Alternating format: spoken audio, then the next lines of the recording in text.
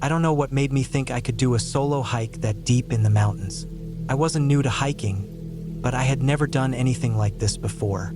I usually stuck to familiar trails, sometimes with friends, sometimes with groups, but this time I wanted something different. I guess I was trying to prove something to myself. I had just turned 30, had been working non-stop for years, and felt like life was getting away from me. So I requested a week off, loaded my backpack, and drove out to a remote trailhead that barely showed up on GPS. It was a loop trail about 40 miles long, and from what I read online, it wasn't very popular.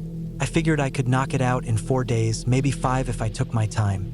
The drive out took longer than I expected.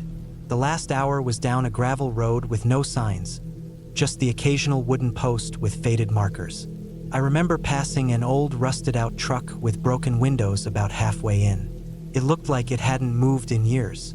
I saw it and kept driving, but something about that truck stuck in my head. When I finally got to the trailhead, there were no other cars. Just a small dirt parking lot with a hand-painted wooden sign and a faded map under a plastic cover. The air felt cooler than in the city. The wind moved through the tall pine trees slowly, and I could hear it almost like waves on a quiet beach. I parked, double-checked my gear, and locked up. The signal on my phone was already gone. I stuffed it in the top of my pack and started walking. The trail started off peaceful. The sun was out, the ground was dry, and there was just enough breeze to keep the bugs away. I hiked 10 miles the first day without any issues. I passed through dense forest, open clearings, and a rocky ridge that gave me a clear view of the valley below. I pitched my tent near a stream that evening, boiled water, and ate a freeze-dried meal while sitting on a flat rock. Felt good being out there alone, quiet. I thought maybe I'd make this kind of trip a regular thing. The second day started the same. I packed up and hiked another 10 miles. I didn't see anyone else. No hikers, no campsites, not even any fresh footprints. Just deer tracks and occasional signs of wildlife, scat, scratch marks on trees, the usual. The trail was narrow in some parts, overgrown in others. I had to climb over a couple fallen logs, but nothing too difficult. I remember passing a section where the trees had burned in a wildfire years before. Everything was black and silent there. No birds, no underbrush, just dead trunks reaching into the sky. I kept going a little faster through that part. Something about the silence made my neck tense up. I set up camp that night deeper in the forest, where the trees grew close together and the ground was soft with pine needles.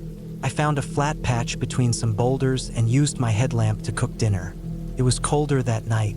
I heard coyotes in the distance after dark, but that was normal. I zipped up my tent, made sure my food was tied up in a tree away from camp, and went to sleep. Around 3 in the morning, I woke up needing to pee. I got out of the tent quietly, put on my boots, and stepped out with my headlamp on. The woods looked different at night. Even with the light, everything felt closer. Shadows stretched in strange ways. I walked a few yards from the tent, took care of what I needed, and was about to go back when I heard a branch snap behind me. It wasn't a small snap.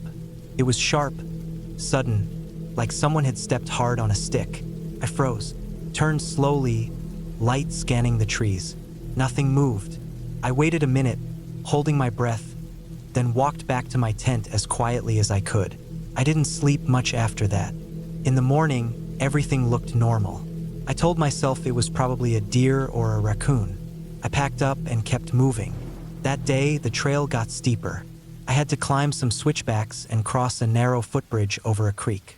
Midday, I found a clearing with old fire pits and some logs someone had dragged into a circle. Maybe an old group campsite, though there weren't any signs or markers. I didn't stop long. I felt like I was being watched, and I didn't want to be out there late again.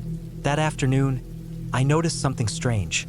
I was about a mile past the old fire pits when I spotted a tree that had fresh marks on it. Deep vertical scrapes, not like claws, more like someone had dragged a knife down the bark. The wood underneath was still light-colored and moist, like it had been done recently. I stopped and looked around. It didn't make sense. Bears don't mark trees like that, and it was too low for elk or deer antlers. I kept going, but slower, checking over my shoulder more than before. The trail started to feel wrong. I'd follow a section for a while, then glance back and feel like it looked different than it should have. Once, I was sure I saw something move way up ahead, behind some trees. Not a person, more like a shadow, gone as soon as I focused on it. I didn't chase it. I just kept walking, steady and quiet. By the end of day 3, I was exhausted and on edge. I camped next to a ridge that dropped into a steep valley. I figured I'd be safer near the edge. No one could sneak up from behind without making a lot of noise. That night, I built a small fire. Not for warmth, just for comfort. I sat next to it for hours, staring into the flames, listening. The woods were louder than usual. Crickets, owls, some distant movement in the underbrush. I thought I saw a light flicker once between the trees, like a flashlight. I turned off my headlamp and waited, heart pounding, but nothing came. In the morning, I found footprints near my campsite. Not mine, not boot prints, bare feet. Small, maybe size 7 or 8, but deep in the soil, like whoever made them had stood in one place for a long time. They were only about 10 feet from my tent, behind a boulder. I checked my food stash, it was untouched. Everything else was where I left it. But I couldn't shake the feeling that someone had been watching me all night. I packed faster than usual and started hiking again. I was supposed to loop back toward the car that day, maybe stop for one last night before finishing. But around noon, I realized I was off the trail. Completely. The path had forked, and I must have taken the wrong one without noticing. I pulled out my map, but it didn't help. The trail I was on wasn't even marked. No signs, no blazes. Just a worn path that slowly disappeared into underbrush. I turned around, but after 20 minutes, I couldn't find where I had come from. That's when the panic started. I wasn't lost yet, but I wasn't on the loop anymore. I still had food and water, but my GPS had no signal, and I couldn't find the sun through the thick trees to guess direction. I sat down, calmed myself, ate a little, and decided to keep moving downhill.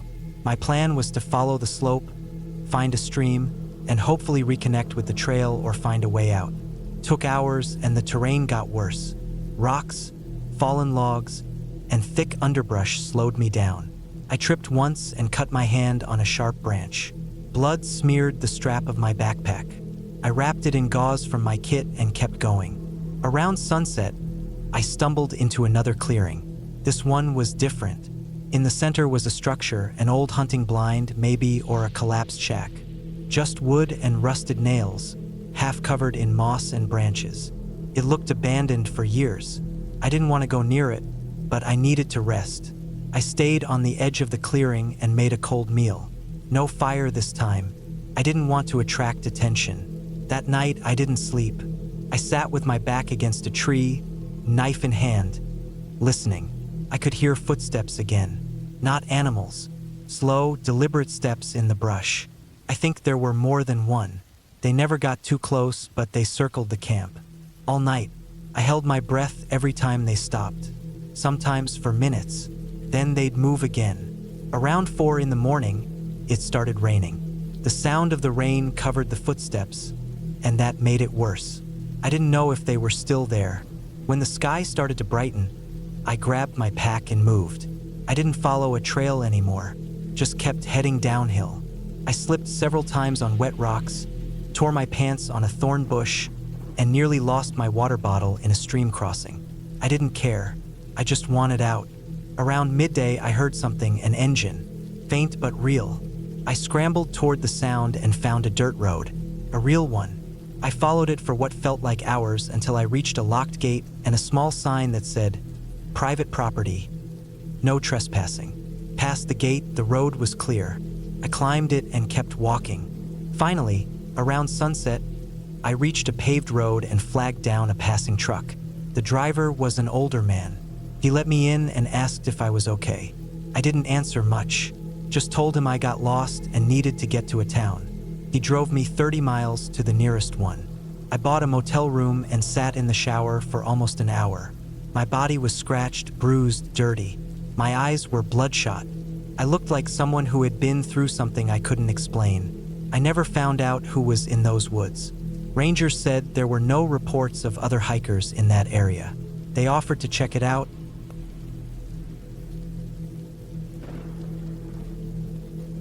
The morning had started with promise. The sun was already climbing higher in the sky, casting a soft light over the dense forest. I had been planning this solo hike for months. A simple, day-long adventure on a trail that wasn't too far from the city, but still felt far enough to give me the quiet I craved. A few weeks of being cooped up with work and family left me feeling restless. I knew this was what I needed. A day to just be alone, to listen to the wind through the trees, to breathe the fresh mountain air, and to disconnect. I'd researched the trail thoroughly. It was a loop, moderate in difficulty, about 6 miles long. Nothing too extreme. It wasn't one of the popular trails that you'd see packed with people on weekends, but it wasn't completely abandoned either. There were a few other hikers who frequented the path, so I felt confident in my choice. I packed my backpack with enough water, snacks, and layers to last me the day, just in case the weather turned. By the time I reached the trailhead, the parking lot was mostly empty, with only one other car parked in the far corner. I took a deep breath, feeling the crisp air enter my lungs, the kind of clean air you only get at higher altitudes. I adjusted the straps on my backpack and set off. The first part of the trail was easy, winding gently uphill through thick trees. The path was narrow, dirt soft under my boots, and the air smelled of pine and fresh earth. The sound of birds singing high above me blended with the rustle of leaves in the wind. It felt good to be out here, away from everything. I walked slowly, not in any particular hurry. The whole point was to enjoy the day. The further I went, the quieter it got. The trees closed in around me, and I could hear nothing except my own footsteps and the occasional squirrel darting through the underbrush. It was peaceful in a way that made the silence seem deep, almost sacred. After a while, the trail became a bit steeper. The climb was slow but steady, and the sweat began to form on my brow. I took a long drink of water, trying not to push myself too hard this early. I knew my limits. I wasn't the fastest hiker, but I could go for hours at a steady pace. About an hour into the hike, I noticed something strange. The trail split into 2 different paths. One was well-worn, clearly the main route. The other, a less defined path, seemed to veer off toward the right. I'd read about the main loop, but I hadn't remembered seeing anything about a split. I paused for a moment, unsure of what to do. It wasn't a major fork in the road, but something about that second path pulled at me, like a quiet invitation to explore.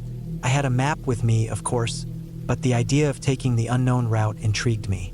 Maybe it would lead to some hidden viewpoint or a quiet, remote part of the forest. My curiosity got the better of me. I glanced around, still not hearing or seeing anyone else, and decided to take the unmarked trail. The path was narrow, with the undergrowth thicker than on the main trail. I had to push branches aside and step carefully around rocks and roots. Still, it felt good to be alone in a place like this with no one else around. The trees seemed to grow closer here, almost like they were watching me. But I shook off the feeling as I continued. Minutes passed, then 20.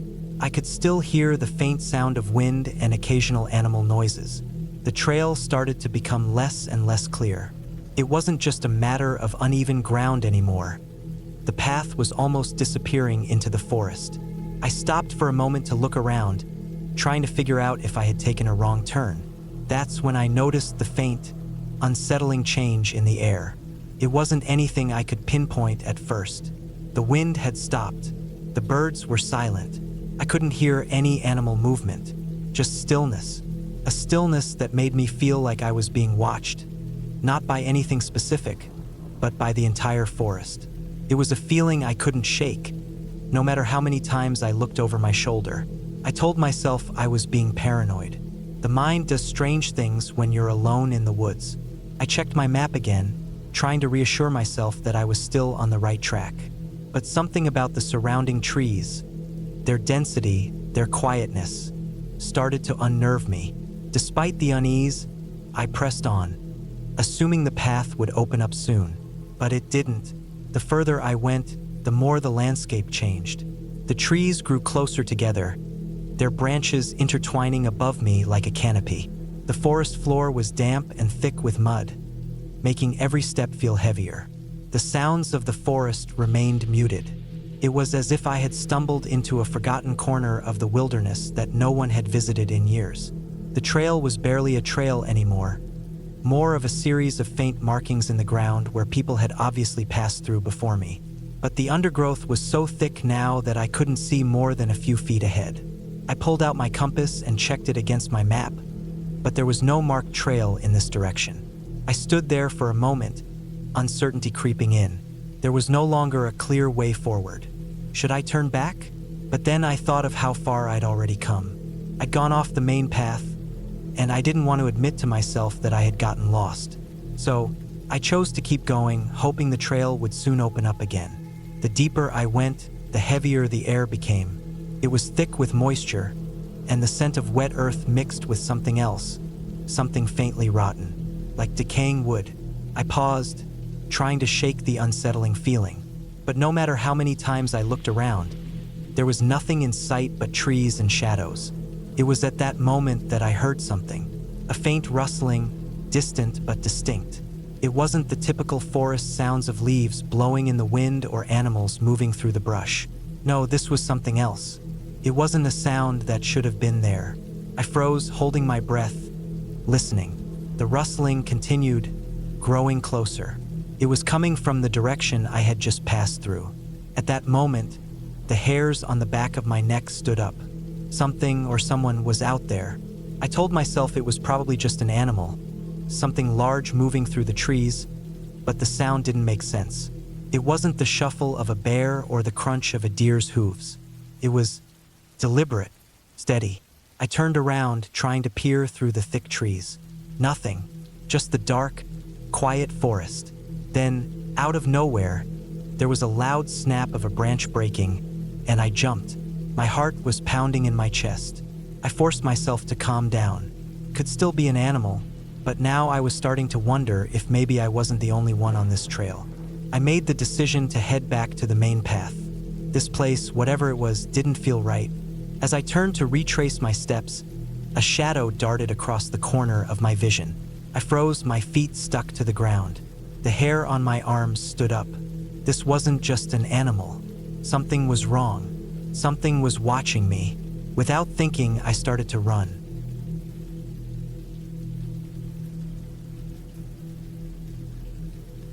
It started as a last-minute decision. I had a long weekend ahead of me, and I wanted to spend it alone in the woods, somewhere far from the traffic, the city noise, and the weight of my job. I'd been feeling burnt out for weeks. Every day felt like I was just going through the motions, staring at screens, taking phone calls, pretending to care about meetings. I needed space, a quiet place, and hiking had always helped me feel grounded again. I picked a national forest about 5 hours north. I didn't do a lot of research this time. Usually I planned everything: routes, weather conditions, backup maps, but this time I just picked a spot that looked empty and far enough from the popular trails. I found an old blog post about a trail that branched off from an unmarked forest road. The author said it was barely used anymore because there were newer, more maintained paths elsewhere. That sounded perfect to me. Solitude, deep woods, a stream or two to refill water, and enough elevation to make it feel like I'd earned the views. I packed everything I needed: lightweight tent, sleeping bag, water filter, emergency beacon, satellite GPS, food for 4 days, and extra batteries. I even packed 2 knives and a basic first aid kit. I wasn't reckless, I just wanted to disconnect. I arrived around midday. The forest road was barely drivable. I had to crawl my car over rocks and fallen branches. The GPS signal blinked in and out, and the trees grew thicker as I got deeper in. Eventually, I found the trailhead, a narrow cut through underbrush with no signage or parking, just a flat, open space where the trees pulled back enough for me to wedge my car off to the side. It was quiet, not peaceful quiet, dead quiet. No birdsong, no rustling leaves, no wind. Just the faint ticking of my cooling engine and the sound of my own boots on gravel. I checked my pack again, locked the car, and started walking. The trail was barely visible in some places. I had to watch for faint breaks in the grass or clusters of trampled leaves. But the deeper I went, the more it looked like someone used this path recently. There were boot prints in the mud, old but visible, Sometimes they were so deep I could tell the person was carrying weight. The first few hours were fine. The woods were beautiful in that overgrown, untamed way. Moss clung to the tree trunks. Sunlight barely reached the ground through the thick canopy. I felt good, focused, like I'd finally made the right decision. I didn't see any other people, not even far off through the trees. I didn't expect to. I made camp the first night beside a wide, dry creek bed. It looked like water used to flow strong there, but now it was just smooth rocks and a few wet patches in the corners. I set up the tent, made a small fire using a stove to boil water, and ate some instant rice and jerky. The silence made me keep checking behind me, not because I heard anything, just because I didn't. By the time the sun dipped, the forest was pitch black. I didn't want to waste my headlamp batteries, so I crawled into the tent and zipped up. I laid there a while, listening. A few bugs buzzed. A few twigs snapped in the distance. I told myself it was probably deer, maybe raccoons. It was normal to hear that out here. I slept lightly. My body kept waking me every hour or so, like it didn't trust where we were. At one point in the middle of the night, I swore I heard something heavy move through the leaves, but it never got close. I didn't go out to check. I just stayed still, kept the knife beside my sleeping bag, and waited until the sun started bleeding through the tent fabric. I got up with sore legs and stiff knees. It had dropped colder overnight than I expected. I boiled coffee, ate a protein bar, packed everything, and kept walking. According to my GPS, I was about 6 miles in. My goal was to find a ridgeline about 10 miles deep and loop back the long way. Midway through the second day, the trail changed. It stopped being a trail and became a series of faded animal paths. I had to watch my compass and GPS carefully to stay on course. Sometimes it was just game tracks. At one point, I realized I was following a dry stream instead of the trail. I stopped and checked my GPS again, and that's when I realized I'd veered off course almost a mile to the east. The detour didn't make sense. I'd been checking often. I couldn't figure out how I drifted so far. I backtracked and found where I'd gone wrong. A branch had fallen across the real trail. It was easy to miss. But what bothered me was that the footprints I'd been seeing earlier weren't on the real trail. They'd followed the stream bed too. I kept going slower now, more cautious. The light barely reached the forest floor anymore. Everything smelled like wet leaves and bark. I started noticing other signs: broken branches at shoulder height, patches of scraped bark, even a torn piece of cloth snagged on a bush. It looked like backpack fabric, gray and stiff with mud. I picked it up and pocketed it. By late afternoon, I hadn't reached the ridge. The terrain got rough. Steeper inclines, narrow footpaths, and thick brush that hadn't been cleared in years. I started thinking maybe this was a game trail and the original blog I'd read had been wrong or outdated. I thought about turning back, but it was already too late in the day to get out before dark. I found a spot in a shallow hollow between two hills and made camp there. This time I didn't make a fire. The air felt wrong, heavier. I couldn't explain it. The forest didn't smell like trees anymore. It smelled like wet stone and metal, and there were fewer animal sounds than before. Even the insects were quieter.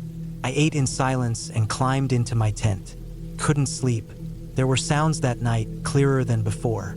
Not twigs or rustling leaves. Heavier sounds, like slow steps far off. Not constant, just once every few minutes. I sat in the tent with my knife and flashlight, heart pounding. I didn't turn the light on. I didn't want to give away where I was. I kept thinking maybe it was a deer or a bear, but the pattern of the steps wasn't right. They didn't move like animals. They paused like they were listening. Then another step, then silence again. It went on for hours. Eventually, it stopped completely, and I must have dozed off because I woke up to sunlight and silence again. Everything looked normal. Tent unzipped, backpack untouched, no tracks outside. I packed quickly and started hiking again. I didn't eat. I just drank water and moved. I told myself I'd take a straight path back. No more detours. But I couldn't find the original trail. I had the GPS coordinates saved, but the terrain didn't match. The slope was steeper, and there was no creek bed nearby. It felt like I was walking in circles. I used the compass to head due west, thinking eventually I'd hit the forest road I drove in on. Around midday, I found something that stopped me cold. A boot, just one, half buried in the dirt and leaves. It was old, weather-worn, and greenish-black. I dug it out. The sole was almost falling off. Inside it was dark, damp, and filled with rotting leaves. But what made my stomach turn was what I found beside it. About 10 feet away, partly buried under a log, was a torn backpack, ripped clean down the middle like it had been caught and pulled apart. I recognized the brand. It was a well-known hiking pack, the kind people bought for long-distance trips. I didn't touch anything else. I just stood there, heart thudding, trying to decide what to do. I looked around, half expecting to see someone step out from behind a tree. No one came. I marked the location on my GPS, then moved fast. I wanted to put as much distance between me and that boot as I could, but the trail kept getting harder. Thicker brush, deeper mud, and more strange signs. Claw marks in tree trunks too high to be from any animal I knew. Scraps of clothing, shirts, a sock. Once even what looked like an old bandana tied around a tree branch, like someone tried to leave a trail. Then I found the clearing. It was a flat, wide space where the trees suddenly ended. Sunlight poured down hard and hot. At the center of the clearing was a small pile of rocks, deliberately stacked, not natural, and beside the rocks was a metal object. It was a rusted hunting knife, blade bent, handle cracked. I didn't want to touch it, but I walked around the pile to see if there was anything underneath. Just damp earth. No names, no markers, but I knew what it meant. Someone died here. I didn't stop. I kept moving, faster now, not even trying to follow a trail. I used the GPS and aimed west. I figured if I kept going in a straight line, I'd hit the road eventually. The woods were so thick I had to use the knife to cut through vines. My legs were scraped raw by brambles. My boots squished in mud. My water was running low, and I hadn't eaten since the night before. But I didn't care. I just wanted out. It was almost night again when I finally found a road. Not the road I drove in on. This was a logging road, old and cracked, barely used. But it was something. I dropped to my knees when I saw it, body shaking. I checked my GPS again, dead battery. It had shut off hours ago. I'd been flying blind without realizing it. I followed the road north, curved through the hills.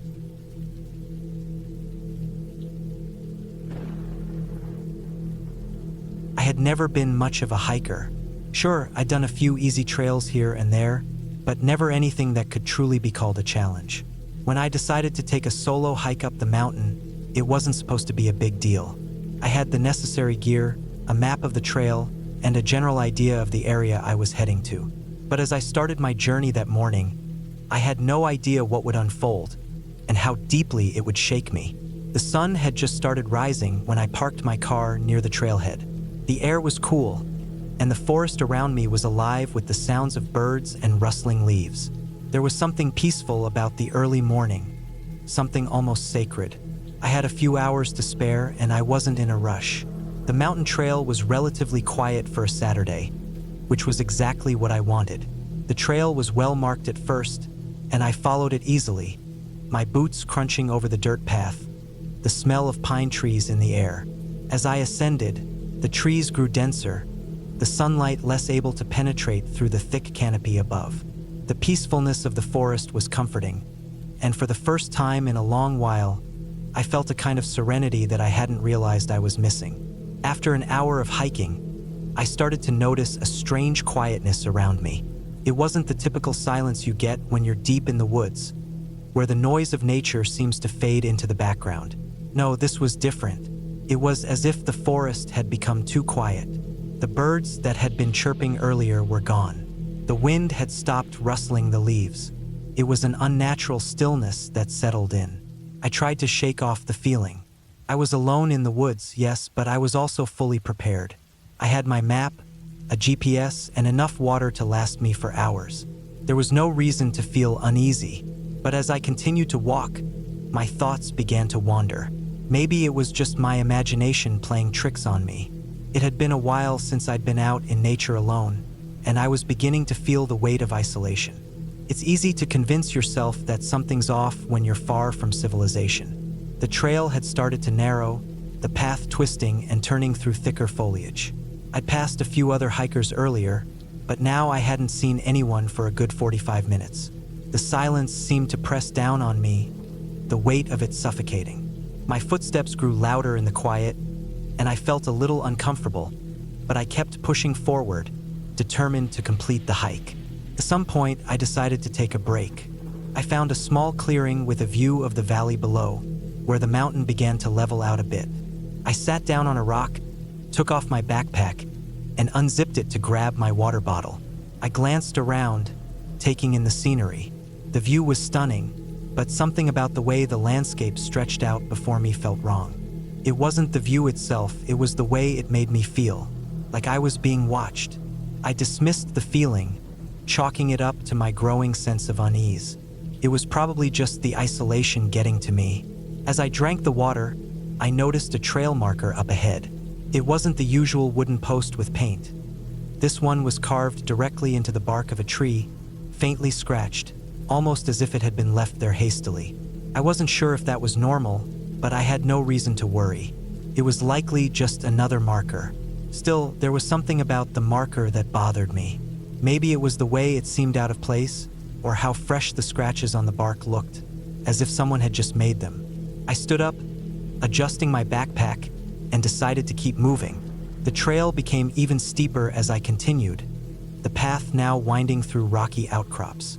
The quiet grew heavier with each step I took, and by the time I reached the next turn, I felt completely alone. I had been hiking for nearly 3 hours now, and it was becoming harder to ignore the feeling of unease that had settled deep in my chest.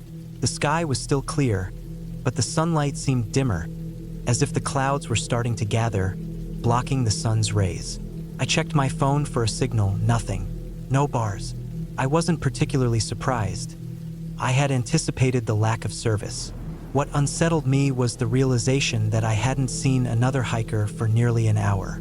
Not a single person had passed me in either direction. The path narrowed even more, and the trees closed in around me. The forest was so dense now that it felt like I was walking in a tunnel of green. The stillness, which had initially seemed peaceful, now felt oppressive. The further I walked, the more intense the feeling of being watched became. I quickened my pace, brushing branches out of the way as I moved forward, eager to get through this dense part of the trail. That's when I saw it, the faintest movement up ahead. A figure. At first, I thought it might be another hiker, but something was off. The shape was too still, too unnerving. It was standing just off the trail, near a large boulder, half hidden in the shadows of the trees. I stopped in my tracks, my heart pounding in my chest. I stared at the figure for a moment, unsure of what to make of it. It didn't move. It didn't react at all to my presence. It was just there. The forest was still, as if holding its breath. My instincts told me to keep moving, but I couldn't.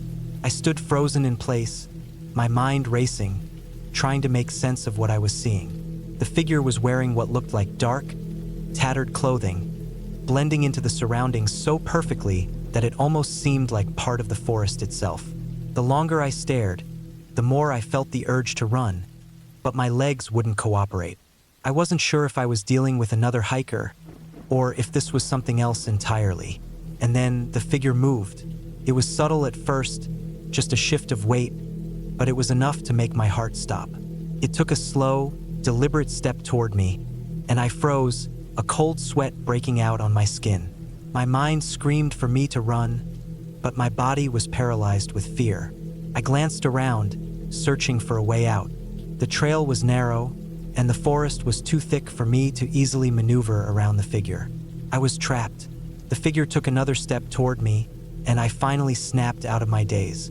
My legs were still stiff with fear, but I forced them to move. I turned and started to walk quickly, then jog, then break into a run. My breath came in sharp gasps as I pushed myself harder, dodging branches and rocks as I ran down the trail. I didn't look back. I didn't dare to. The sounds of the forest were drowned out by the pounding of my own footsteps in my ears, and my pulse raced faster than I thought possible. I was miles from the trailhead, and panic started to set in as I realized I might have made a huge mistake. I didn't know where I was anymore. I didn't know if I was still on the trail or not. After what felt like an eternity, I stumbled into a clearing, gasping for air. My chest burned with the effort of running, and I collapsed to the ground, trying to regain my composure. I dared to look around, and for a moment, everything seemed eerily quiet again. I sat there, listening for any sign of the figure, but there was nothing. No movement, no sound, just the wind rustling the leaves, the occasional snap of a twig. My mind raced, trying to make sense of what had happened, but all I knew for certain was that I wasn't safe. I finally gathered the strength to stand. My legs shook as I began to make my way back, retracing my steps.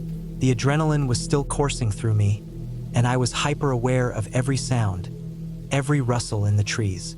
But I didn't stop, couldn't. I didn't see the figure again, but the silence that had fallen over the forest was louder than ever.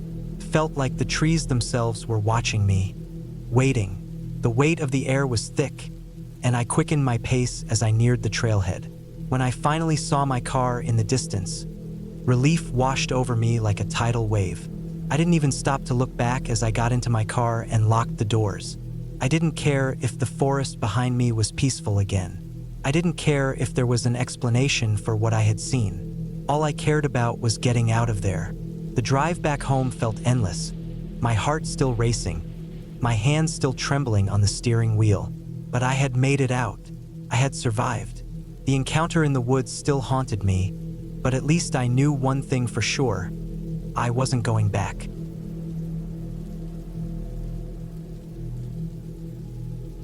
I don't think I'll ever go hiking again. Not alone. Not even close to alone. What happened to me on that trip still keeps me up at night, and even now, when I go outside and feel the wind on my face, part of me tenses up. It brings it all back. Every sound, every smell, every painful step I took trying to make it back alive. It started because I wanted to challenge myself. I'd always liked hiking, especially remote trails where I didn't have to see too many people. Something about the quiet helped me think, and I enjoyed the feeling of moving through places most people never saw. I'd done plenty of trails before, Appalachian sections, state parks, even some solo camping up in the northern parts of Maine. But I'd never hiked out west, and I'd never done anything too deep into the desert. So that spring, I flew into Arizona with a plan. Spend a week on a long loop trail through one of the more remote wilderness areas. Rugged, mostly dry, high desert terrain, rocky hills, canyons, and old mining sites scattered miles apart. I had a route mapped, gear packed, water caches hidden ahead of time based on advice from local forums. I was ready. I thought I was. The trail started off normal. Hot, dry air. A wide sky with sun that felt heavier than I was used to. I kept pace with my map and GPS, stopping every so often to rest in what little shade I could find. There were animal tracks here and there, some signs of people, mostly boot prints, occasional litter from years ago, but it felt empty, peaceful. I made it to my first 2 campsites without much issue. I was tired, sure, but it was a good kind of tired. I'd seen some beautiful views. Long ridges with valleys below, stretches of red rock and dry brush that felt like another planet. The nights were quiet, too quiet, really. No birdsong, no rustling branches, just wind and dirt. It gave me an odd feeling I couldn't explain. Not fear, but something close to it. Maybe the way you feel when you realize how far you are from anyone who can help you. The trouble started on my 4th day. I'd planned a stretch that would take me along a narrow canyon, then up onto a ridge where I could find an old fire lookout. From there, I'd circle around and come back down into lower land where I'd buried a cache of water. I had about 3 liters left in my pack, enough to get me to that cache if I didn't mess around. But around midday, I missed a marker. It wasn't clear when I lost the trail. The path I was on kept looking like it went forward. Faint boot prints, a bit of trampled grass, but I realized too late that I was following the wrong ones. When I finally checked my GPS, I was already 1.5 miles off course, heading into a different drainage area that dipped down into unfamiliar terrain. I cursed out loud, heart suddenly racing. It's one thing to lose a trail in a place where there are lots of people. Out there, in that kind of open and brutal land, it's a different story. I should have gone back. I really should have. But I looked at the slope ahead of me and convinced myself I could just cut across and reconnect with the trail higher up. I saw a rock outcropping I thought might offer a better view, so I started climbing toward it. That was mistake number 2. The slope wasn't stable. The rocks looked solid, but as I stepped, some of them shifted, and loose gravel made each move feel like I was walking on ball bearings. I tried to keep balance, but halfway up, I slipped. I slid a few feet, then landed hard on my side, my backpack slamming into a jagged rock. The pain that shot through my back was immediate. Worse, I felt something in my hip twist badly. I laid there for a second, breathing hard, trying to figure out how bad it was. When I stood up, the pain in my leg made me buckle. I didn't break anything, but I strained something, and it made every step afterward an ordeal. The worst part? In the fall, one of my water bottles cracked and drained into the dirt. That left me with maybe 1.5 liters. Now I was limping, in the wrong place and running low on water. I still didn't panic. Not yet. I'm stubborn, and I didn't want to admit how bad I'd screwed up. I pushed forward, climbed the rest of the slope slowly, trying not to put weight on my injured leg. At the top, I looked around, hoping to see something familiar, but the view didn't help. The canyon stretched in the opposite direction I expected. Everything looked similar: endless low hills, dead trees, scrubby brush. No trail, no marker. I checked my GPS again. Signal was weak. The app tried to reload and froze. I cursed again, louder this time. I looked at the sun. It was past noon. I was sweating harder than I realized. The inside of my mouth felt like cotton. I drank a few sips and forced myself to ration. I told myself I'd follow the slope down, head east, and try to get back to the main trail or at least the ridge. But that land doesn't work the way a map says it does. I'd drop into a dip that looked shallow, then find it ended in a dry creek bed surrounded by sheer walls. I'd climb out only to see another false ridge that led nowhere. The ground got worse. Loose, sharp rocks that hurt even with boots, thorny brush that tore at my arms and legs. By the time the sun was dipping low, I hadn't made it anywhere useful. I found a flat patch beneath some low rocks and decided to camp there. I wasn't hungry, but I ate something dry just to stay balanced. I used my body heat to keep my last bottle of water from warming too much. That night was hell. Every movement made my hips scream. I couldn't get comfortable. I barely slept. The stars above were beautiful, but they meant nothing. All I felt was the weight of distance between me and the rest of the world. The next day, I packed up and kept going, limping, slower. I started to get dizzy by late morning. My lips were cracked.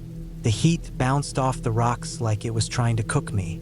I sucked the last of my water before noon and tried to remember how far I might be from the cache. It was supposed to be buried near a dry creek bed with a crooked tree next to a boulder. I remembered the shape. I remembered marking it with a small stack of stones. But none of the terrain I stumbled through looked like the pictures I'd taken. And by then, I was getting sloppy. I kept losing balance. I had to stop every 10 minutes just to catch my breath. My injured leg started to swell. I could feel the muscles knotting. I saw animal scat at one point, probably a coyote, but that didn't scare me. What scared me was how quiet everything was. Like the land was waiting for me to collapse. Like it knew I was running out of options. I don't remember much of that afternoon. I started to hallucinate a little, I think. I saw a fence that wasn't there. I saw a reflection of water on the rocks. But when I got closer, it was just sun glare. At one point, I dropped my pack, sat down, and almost didn't get back up. But something pushed me. Maybe it was fear, maybe instinct. I told myself to move, just a few more steps, just over the next hill. It was late evening, sun dropping fast, when I saw the crooked tree. It looked just like I remembered. Twisted branches, sharp bend in the trunk, and right next to it, a huge boulder shaped like a tooth. My heart started pounding. I hobbled over to it, dragging my leg, and started digging. I found the water cache 6 inches down, a plastic bottle inside a sealed bag. I nearly cried when I pulled it out. I drank half of it in seconds, then stopped myself. I sat down, took slow breaths, and let the liquid settle. My stomach churned. My hands shook, but I was alive. I spent that night right there by the boulder, not moving. I knew I had to figure out the way back in the morning, but I had water. That meant I had a chance. I got lucky the next day. Real lucky. A group of weekend hikers, locals from a nearby town, had come out to the canyon area looking for an old mine site. They saw me from a distance, probably because I was limping and waving. I looked half dead, and I probably smelled worse. They had radios, water, first aid kits. One of them was a volunteer with search and rescue. They told me I was nearly 6 miles off the main trail and walking deeper into the wrong section of the canyon. If I hadn't found the cache, I might have collapsed by the next morning. Dehydration, heat exhaustion, who knows what else. They got me out by that afternoon, slowly. They gave me fluids, checked my leg, and helped carry my pack. By evening, I was back in a small town clinic, hooked to N4 and staring at a ceiling that never looked so beautiful. Took me a few weeks to fully recover. The leg needed rest, but it wasn't torn. I had bruises all over. The doctor said I was lucky not to have done permanent kidney damage from dehydration. I didn't tell many people the full story. I was embarrassed. I'd done 100 things wrong. Left the trail, overestimated my ability, didn't call for help early enough. But I learned something I'll never forget. Nature doesn't care. The land out there isn't evil, but it's indifferent. You make a mistake and it doesn't blink. It just keeps stretching out in all directions, waiting for your bones to bleach under the sun. I haven't hiked since. Not solo. I think about it sometimes. I open maps. I remember the wind in the canyons.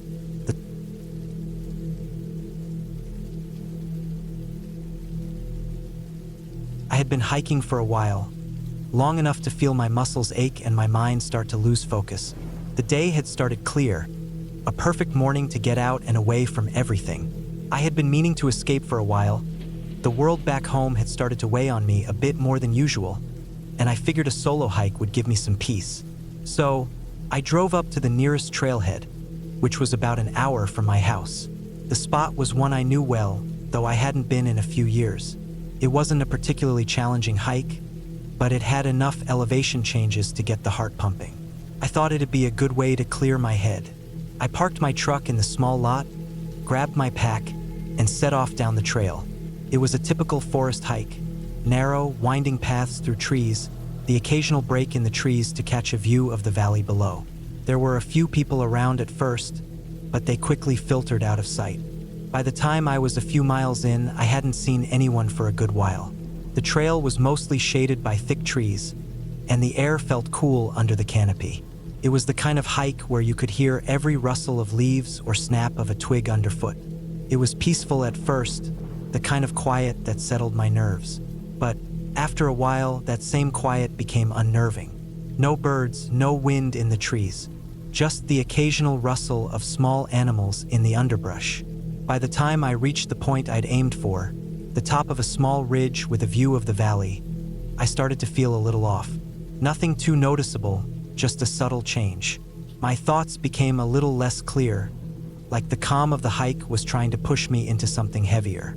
But I tried to push it down. It wasn't anything. It was just a weird feeling. It happens sometimes, right? I took a seat on a large rock at the top of the ridge, took in the view of the valley below, and pulled out a water bottle. I thought about turning back, but the peace of the place had drawn me in. It had been years since I'd hiked this trail, and I remembered it as a place that could make everything feel still and right. I was going to push on just a little further. The next section of the trail was steeper and more rugged. The trees here were spaced farther apart, and the underbrush was thicker. The trail narrowed as it wound through a rocky section of the hill, making it harder to keep a steady pace. The feeling in the back of my mind hadn't gone away. If anything, it was growing. The sounds around me seemed more muffled now. The occasional sound of rocks scraping against each other underfoot, the deeper crunch of dry leaves. But that was it. Not even the hum of insects.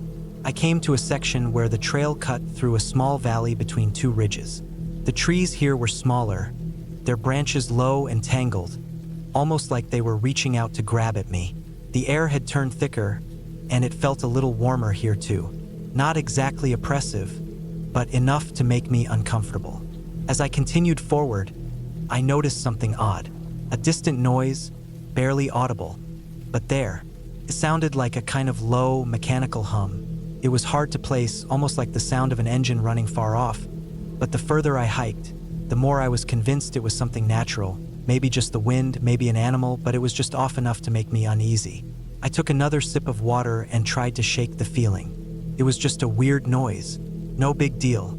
I didn't need to worry about it. But then, I noticed something even stranger.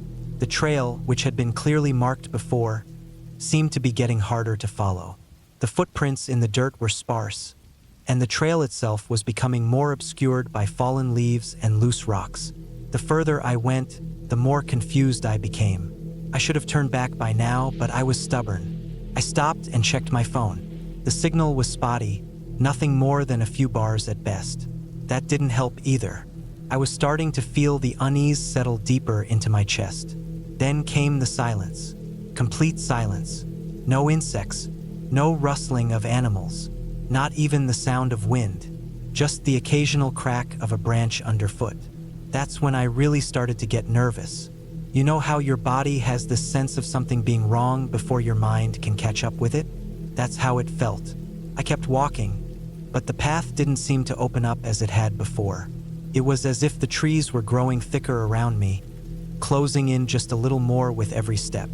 I looked around, hoping to catch sight of something familiar, anything to tell me I was still on the right track.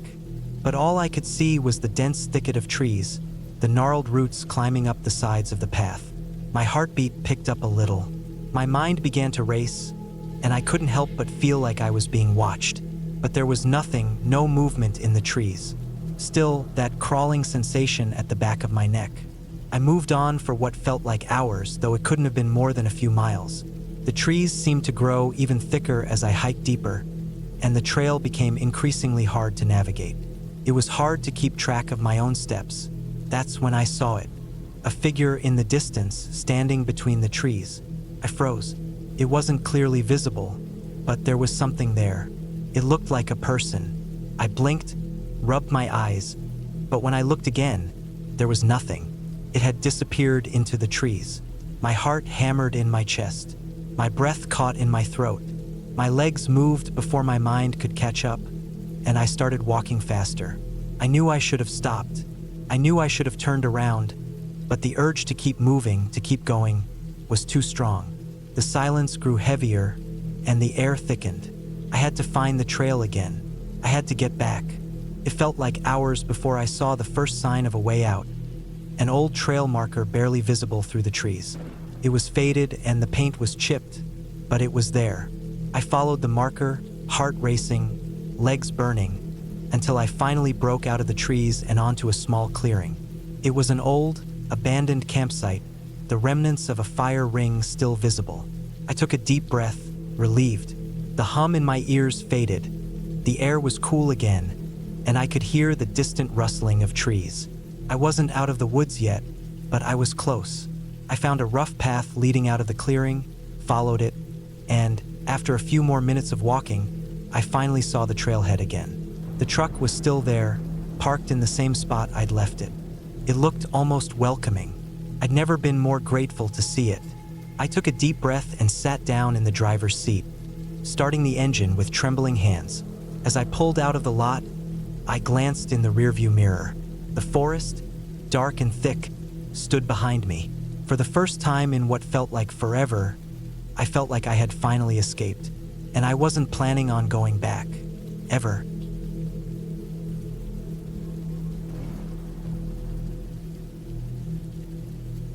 I've been hiking solo for a few years now, not on the extreme trails or the big mountain peaks, but the lesser-known paths, the ones where it felt like the world forgot to build anything. I liked it that way, the peace, the quiet, the feeling of being small in a way that was comforting, not lonely. This time, I was in the middle of a remote forest, somewhere in the foothills. The kind of place you don't think about unless you're already here. There were no grand vistas or waterfalls, just trees, thick, heavy trees, It was late afternoon when I set off, the air already starting to cool, the sunlight filtering through the canopy above in thin beams that barely reached the forest floor. The trail was old, barely noticeable in some spots, and a few fallen logs had to be climbed over. But I liked it like that. I preferred when trails weren't too well kept. I enjoyed the solitude it gave me, the feeling of being the only one there. As I made my way further into the woods, I felt that familiar sense of disconnect from everything, work, the noise of the world, even the worries I carried with me. The deeper I went, the more the forest seemed to close in around me. The sounds of birds and insects were constant, but the wind had picked up, rustling the leaves in a way that made everything feel just a bit more alive, a bit more unsettling. I tried not to think too much about it. It was just the wind, I told myself. I had been hiking for a few hours when I stopped at a small clearing. There was a creek nearby, and the sound of the water trickling over rocks was soothing. I sat down on a large rock, pulled out my water bottle, and took a long drink. The air was cool, the forest smelled damp and earthy, and the light was beginning to dim as the sun sank lower. I checked my map. I was getting close to the campsite I had planned on staying at, but there was still a bit of daylight left. I decided to press on for another hour or so before setting up for the night. I didn't mind hiking in the dark. It wasn't like the movies, where things suddenly lurked in the shadows. Out here, the darkness was just a part of the world, like everything else. But I knew that once it got too dark, I'd need to find a place to camp, even if I wasn't quite at my destination. As I continued, I noticed how still the air had become. No birds calling, no insects buzzing. Felt like everything had gone quiet all at once. I paused, looking around, half expecting to see something move in the trees, but there was nothing. It was unsettling, but I chalked it up to the time of day. The animals were probably just settling in for the night. I moved on, my boots crunching softly on the dry leaves. That's when I heard it, a crack, like a twig snapping. It was too loud to be an animal and too deliberate to be the wind. I froze, straining to listen. Nothing. I thought I might have imagined it. But there it was again. A sharp crack, followed by a rustle, as if something or someone was moving through the underbrush. I looked around, trying to spot any movement, but the trees were too dense. I wasn't exactly scared, but something was off. I turned my head, scanning the area again. Maybe a hiker, someone else on the trail who had wandered off and was making their way through the forest? But no, that didn't feel right either. I continued walking, faster now. The crack had come from a few yards to my left, deeper into the woods.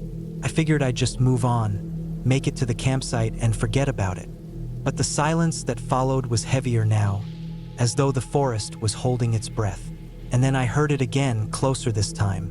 A slow, deliberate step, followed by another crack, and then nothing. I looked back, scanning the path behind me, but saw no one. My heart started to pick up pace. It wasn't just the noise. It was the way everything had gone quiet, the way the trees seemed to close in a little tighter, the shadows lengthening with every step I took. I should have turned back, should have found somewhere to camp right there. But I didn't. I kept walking. The path was getting harder to follow now. The trees were thicker, and the trail seemed to fade out in spots. I had to keep checking my map to make sure I was still on the right track. It was getting dark, but I figured I'd make it to the campsite before the last of the light was gone. That's when I saw it. A figure, just standing there. In the distance, barely visible in the fading light, a silhouette of someone standing between the trees. I froze, squinting, but the figure didn't move. It was too far away for me to make out any details, but I could feel my pulse quicken. Maybe it was another hiker, but then why hadn't they called out to me? Why weren't they moving? I took a step forward, still watching the figure. The woods felt suffocating now, the air thick and heavy. I took another step, and that's when the figure moved. It was quick, almost too quick. It darted between two trees, and in that instant, I saw enough to know something wasn't right. It was too fast, too unnatural. I felt a chill run down my spine. My instincts screamed at me to turn around, to go back the way I came. But I didn't. Instead, I kept walking forward, my legs trembling as I moved closer. I had to know what it was, had to prove to myself it was just a trick of the light, just a person who was too far away. The figure didn't reappear, but the forest around me felt different. Darker, more oppressive. I reached for my flashlight and switched it on, the beam cutting through the gloom. I tried to shake off the feeling of being watched. My mind raced, looking for explanations. I had read about this kind of thing, people on the trail getting lost, encountering strange things, but that wasn't what this felt like. This felt deliberate, like someone was hunting me. Then the rustling started again, not far off, too close for comfort. I swung the light in the direction of the sound, but there was nothing there. I wasn't imagining it. I could feel the tension in the air. It was like the forest itself was holding its breath, waiting. At that moment, I realized how truly alone I was. There was no one else here, no other hikers, just me, the trees, and whatever was out there watching. I didn't know how long I'd been walking, but it was getting harder to keep my bearings. My heart was pounding in my chest, my breath coming in shallow gasps. I wasn't sure if I was walking in circles or if the trail had just disappeared entirely.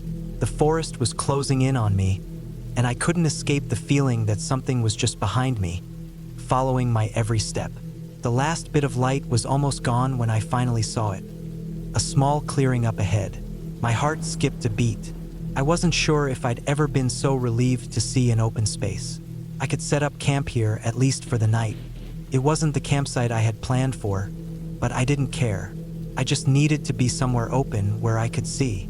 I set up my tent quickly, my hands shaking as I worked. The sounds of the forest felt louder now, the rustling of leaves, the snap of twigs underfoot, the distant call of an owl. Everything felt wrong, but I couldn't leave. Not now. It was too late. I crawled into the tent, zipping it shut behind me, and tried to settle in, listening to the night around me. I stayed awake, wide-eyed, until the first light of morning broke through the trees. The sounds of the forest hadn't stopped, but as the light grew, the oppressive feeling I'd had all night began to lift. By the time the sun was fully up, I packed up my things and started heading back down the trail. The strange noises, the figure in the trees, everything seemed to fade away with the daylight. I still couldn't explain it, but when I finally reached my car and drove away, I couldn't shake the feeling that I had been very close to something I couldn't understand. I still don't know what it was, but I've never gone back to that forest. Some things are best left unexplained.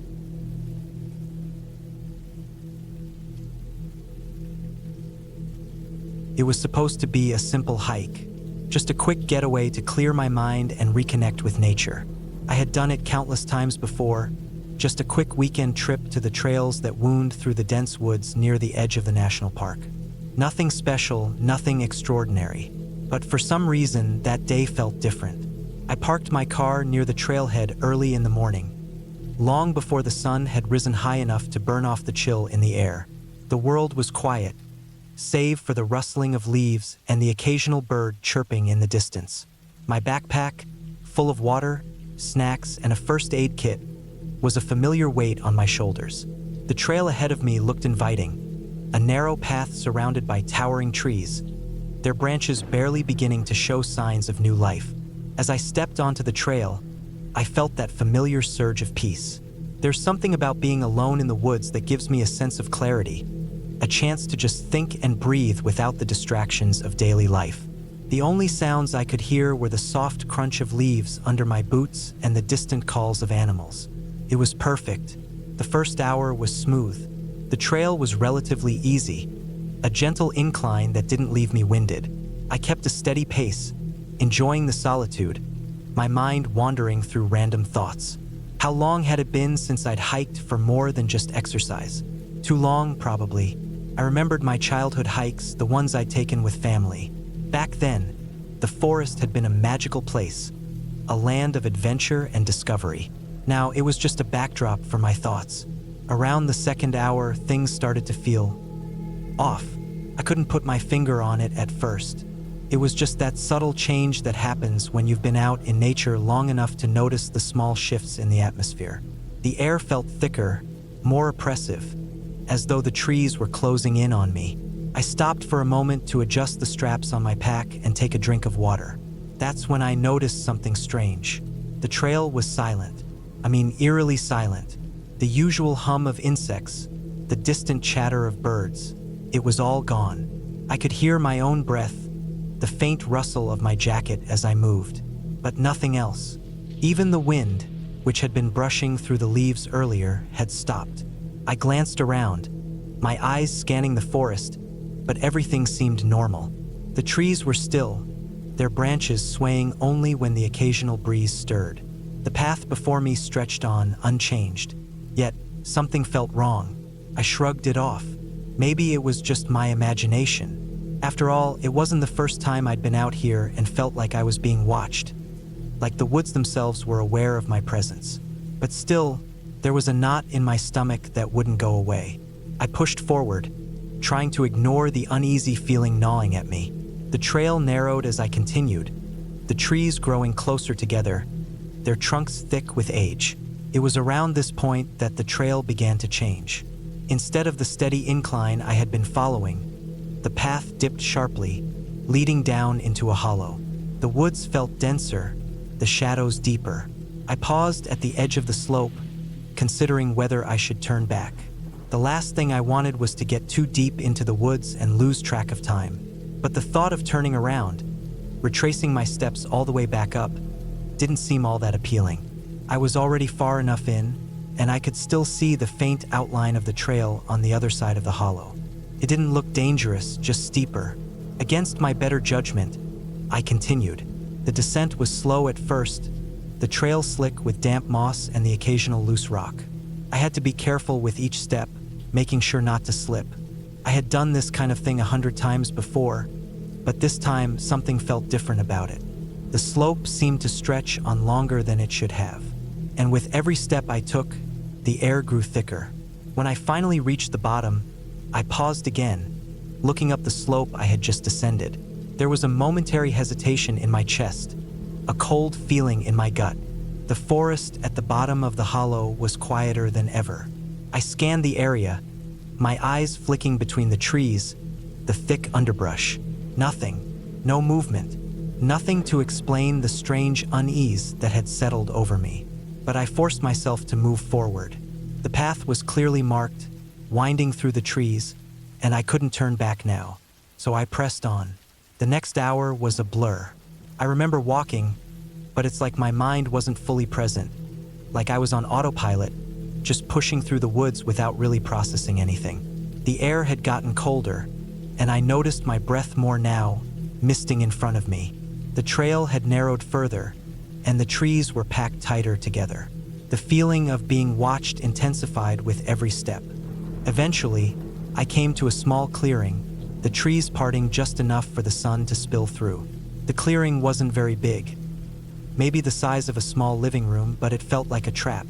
The hair on the back of my neck stood up as I stepped into it, and I couldn't shake the feeling that something was off.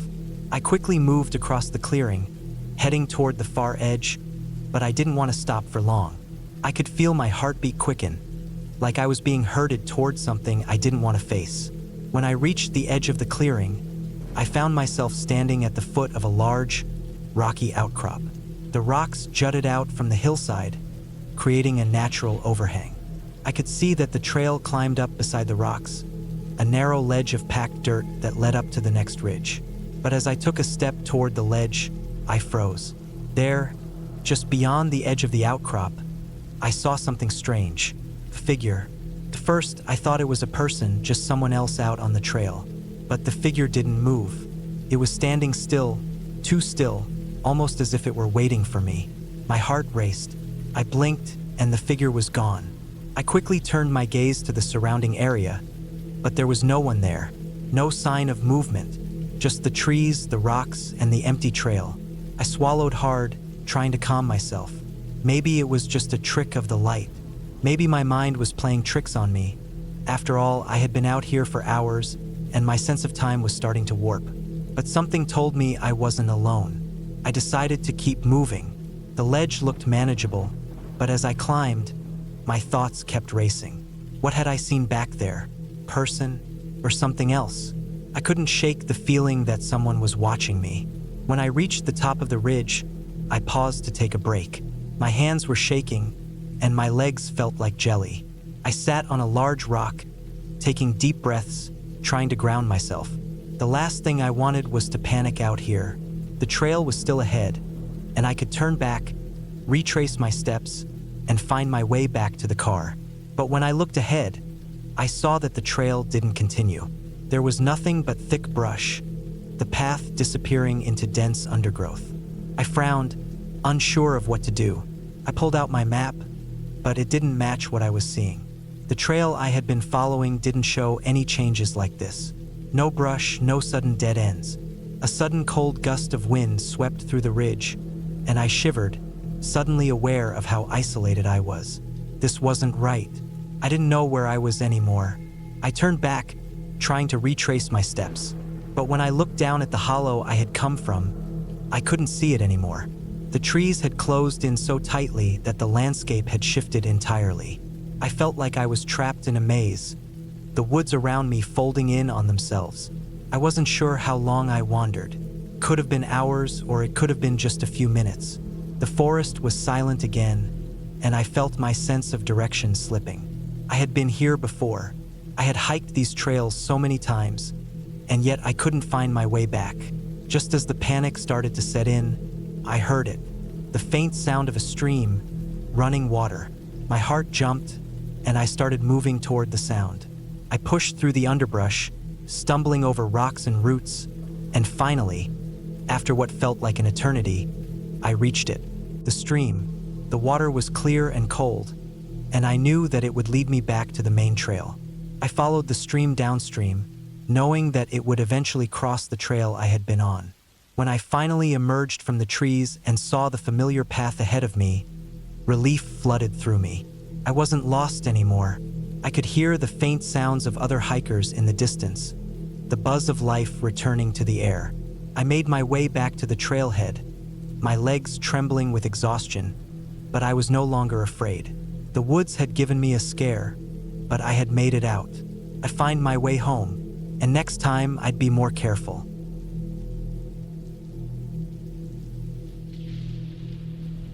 I've always been someone who enjoyed being alone, especially when hiking. There's something peaceful about the silence of the woods, the sound of my footsteps on the gravel, and the occasional rustling of the wind through the trees. It helps me think, sort through the clutter in my mind, and just escape from everything. The hustle of daily life doesn't follow you out there. It's just you and the mountain. That's what I told myself when I decided to take on the Lost Valley Trail. It's known for being a long, difficult hike, but nothing about it seemed impossible. I've hiked before, many times in fact, so this wasn't my first time going into unfamiliar terrain. The valley itself had some local lore, but I wasn't the kind to get caught up in stories. I was looking for a challenge, and I thought this would be the one to help clear my head. I packed my gear the night before: a sturdy backpack, a good water filter, some snacks, a map, my first aid kit, a flashlight, and a multi-tool. I didn't expect to need any of it for an emergency, but it's better to be prepared, right? The trail was supposed to take me about 6 hours, and I figured I could make it to the end and back before sundown. If I pushed myself a little, maybe even sooner. The morning was cool, with a light mist in the air that hung low in the trees. The kind of mist that makes everything look a little surreal, like it was caught between dreams and reality. The parking lot was empty except for a couple of cars parked on the edge. No one seemed to be starting the hike at the same time as me, which was fine.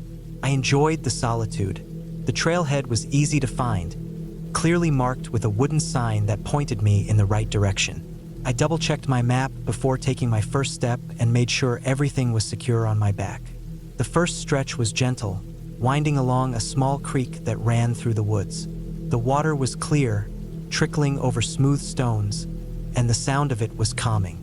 Birds chirped above, and there was the faint smell of pine in the air. I lost track of time as I walked, the steady rhythm of my boots against the trail and the occasional crunch of leaves underfoot putting me in a trance-like state.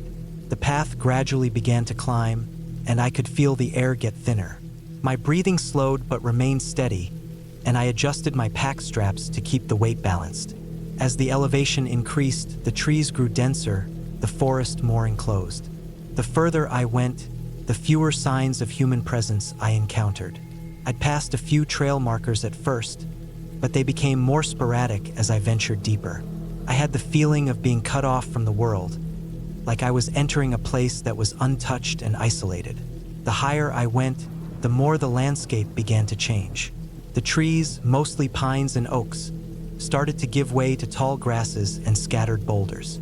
I reached a ridge that overlooked a valley below, the view stretching far into the distance.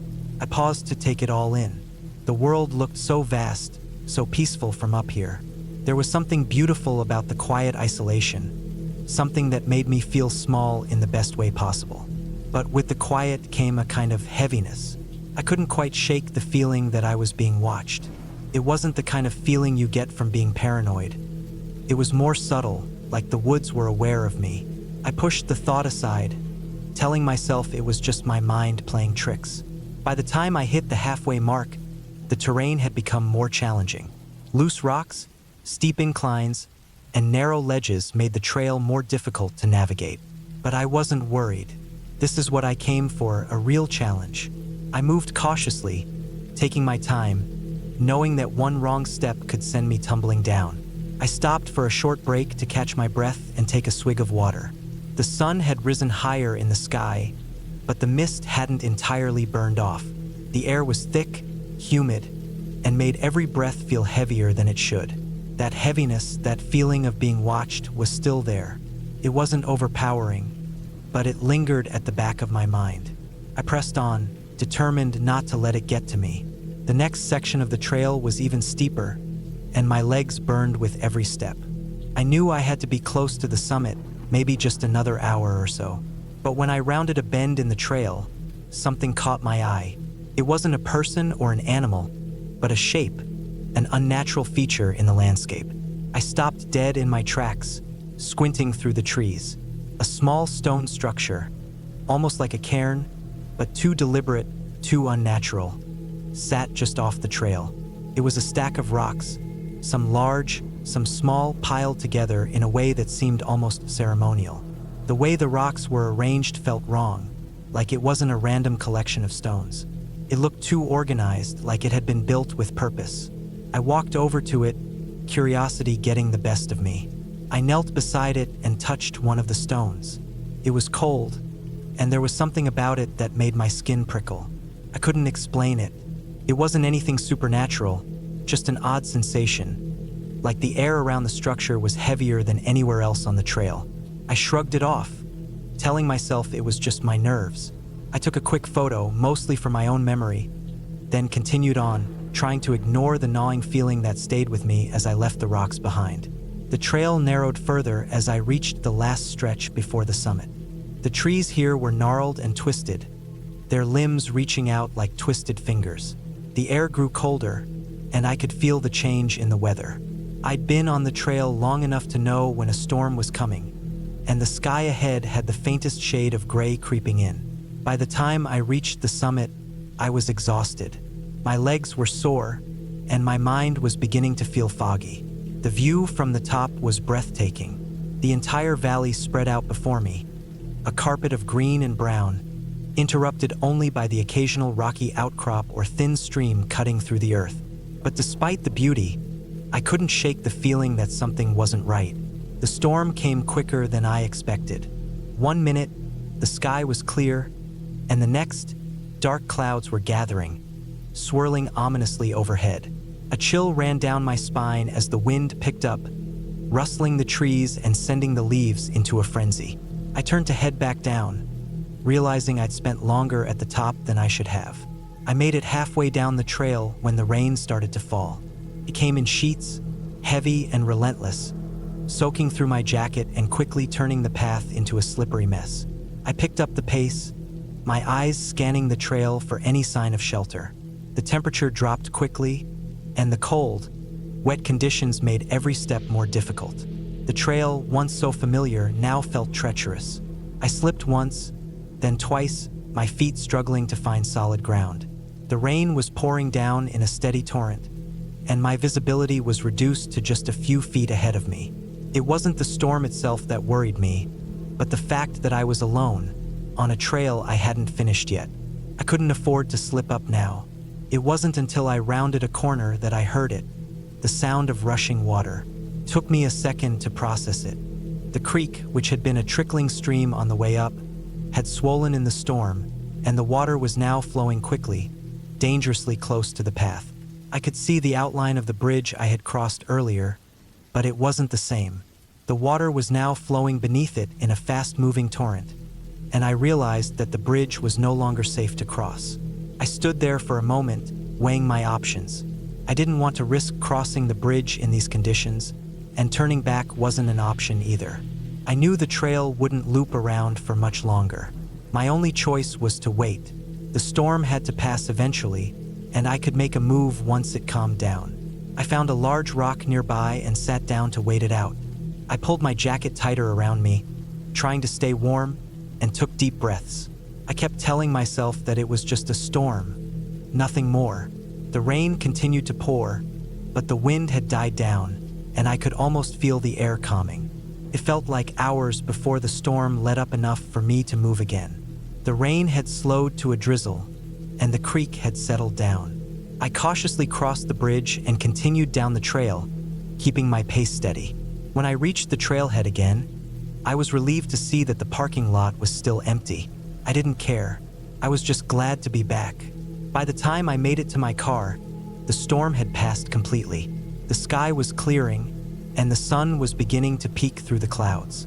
I could feel the weight of the hike lifting off my shoulders. I was tired, but I'd made it. It had been the longest, most difficult hike I'd ever done, but the experience was worth it. I drove home with a sense of accomplishment, the kind that only comes from pushing yourself to the limit and coming out the other side stronger. And for the first time in a long while, I felt like I was exactly where I needed to be.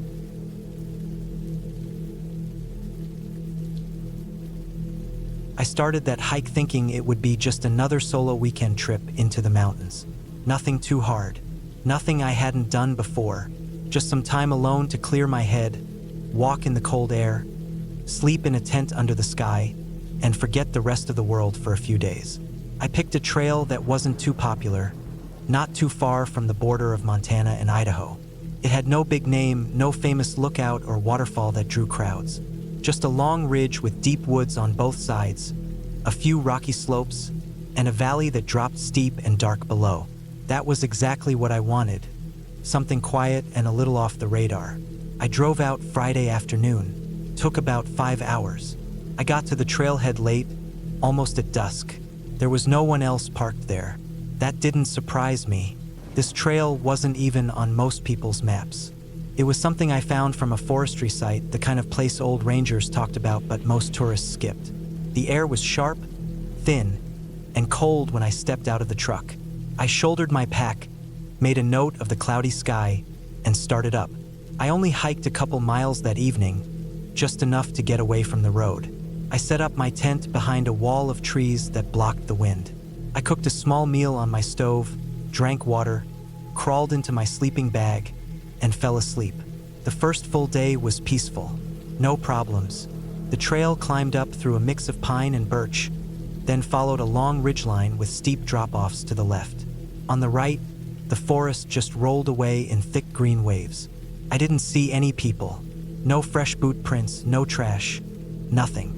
Just a few signs of elk, couple old deer beds. I moved slowly, took long breaks, kept track of the time. The ground was a little muddy from snowmelt. I had to stop often to adjust my footing on the slippery patches, especially where runoff had carved deep grooves in the dirt.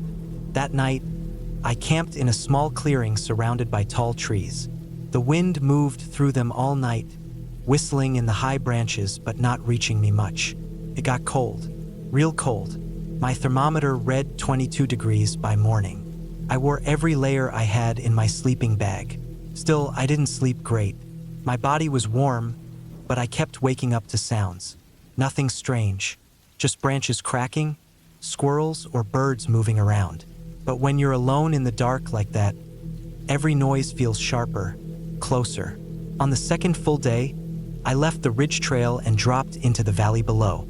There was an old hunting route I wanted to follow. Something barely visible, just faint lines in the grass and dirt. According to my map, it would take me along a creek that ran through the valley and eventually loop back to the ridge.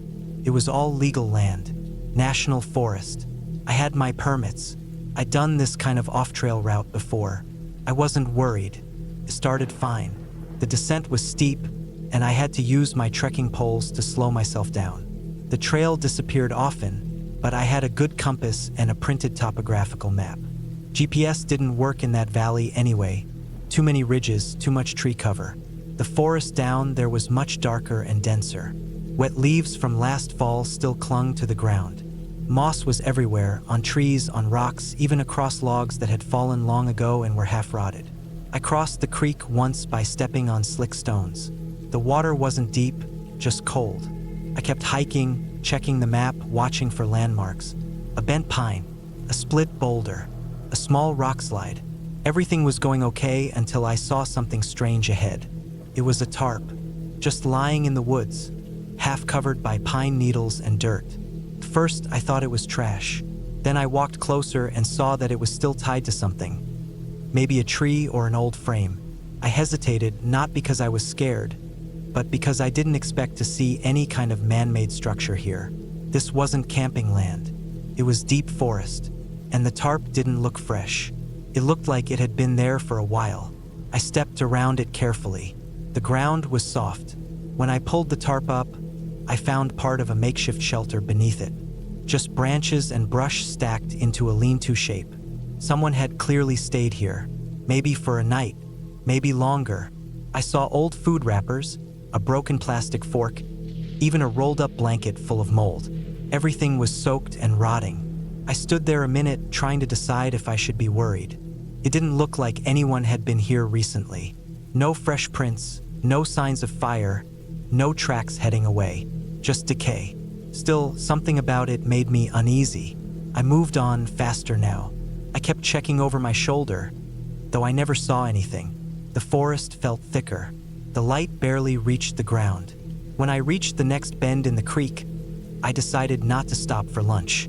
I just kept going. I wanted to get back up to the ridge before nightfall, but getting out wasn't as easy. The slope back up was worse than I remembered. It had rained recently, and the soil was loose. Every few steps, I slid back down a little. I had to grab roots and branches to keep moving. My breathing got heavy. My legs burned. I slipped at one point and cut my hand on a sharp rock. Blood mixed with dirt and sweat. I wrapped it with a clean bandana and kept moving. That's when I noticed the smell. It wasn't strong at first, just a hint of something sour, like rotting meat or garbage. I figured it was a dead animal nearby. That happens a lot out here. Something dies, and the smell lingers for days. But the smell got worse as I climbed. Then I saw another shelter, not like the first one. This was bigger and newer. It was tucked beneath a rock ledge, hidden from view unless you were right in front of it. The structure was made of logs stacked in a triangle, with a plastic sheet for the roof and cut branches for walls. There was a tarp on the ground and a small pile of things. A rusted pan, a knife, old food cans, torn clothing, and bones. Not human, I think. Probably deer. But they were clean. Too clean. Stripped and stacked neatly, like someone had arranged them. That part stuck with me, the way they were placed. Not scattered, not left to rot. Stacked. I didn't stay long. I didn't take pictures. I just turned and kept moving. Fast. From there, the trail was almost gone. I had to bushwhack uphill through thorns and thick brush. Every step felt harder. My mind kept going back to that shelter. Who had built it? Why here? Why so hidden? Was someone still living out here? I didn't know. I reached the ridge just as the sky started to turn orange. I was sweating hard even in the cold air. My hands were shaking a little. I walked another half-mile and set up my tent far from the edge, in a thick patch of trees. I made no fire, ate a cold meal, stayed silent. That night was the worst. Every noise made me freeze. I heard movement in the distance. Maybe an animal, maybe not. Twice, I thought I saw flickers of light far through the trees. Could have been my imagination. Could have been something else. I didn't sleep. I lay in my bag with the knife beside me and the headlamp ready, just staring at the tent wall, waiting. By morning, I decided to cut the trip short. I packed fast, didn't eat, didn't even brush off the frost from my pack. I just moved, covered miles in hours, took a shortcut back to the road, even though it meant climbing through brush and mud. I didn't stop until I saw my truck. When I got in, I locked the doors. I didn't drive away right away. I just sat there, breathing, listening to the silence. Then I turned the key and left. I never reported anything. I didn't take GPS pins. I didn't mark the shelters. I told myself it was just someone living off the grid. That happens. People drop out, go into the woods, live alone. But the stacked bones, the neat piles, the silence, I don't know. Back home, I washed everything twice. The smell was still in my bag. I threw it out. I haven't been back to that trail since. Sometimes I still look at maps and try to find that spot, but I can't. The forest swallowed it. Maybe that's a good thing, because whatever I found out there, whatever was living so deep in those woods, didn't want to be found. And I think I was lucky to leave when I did.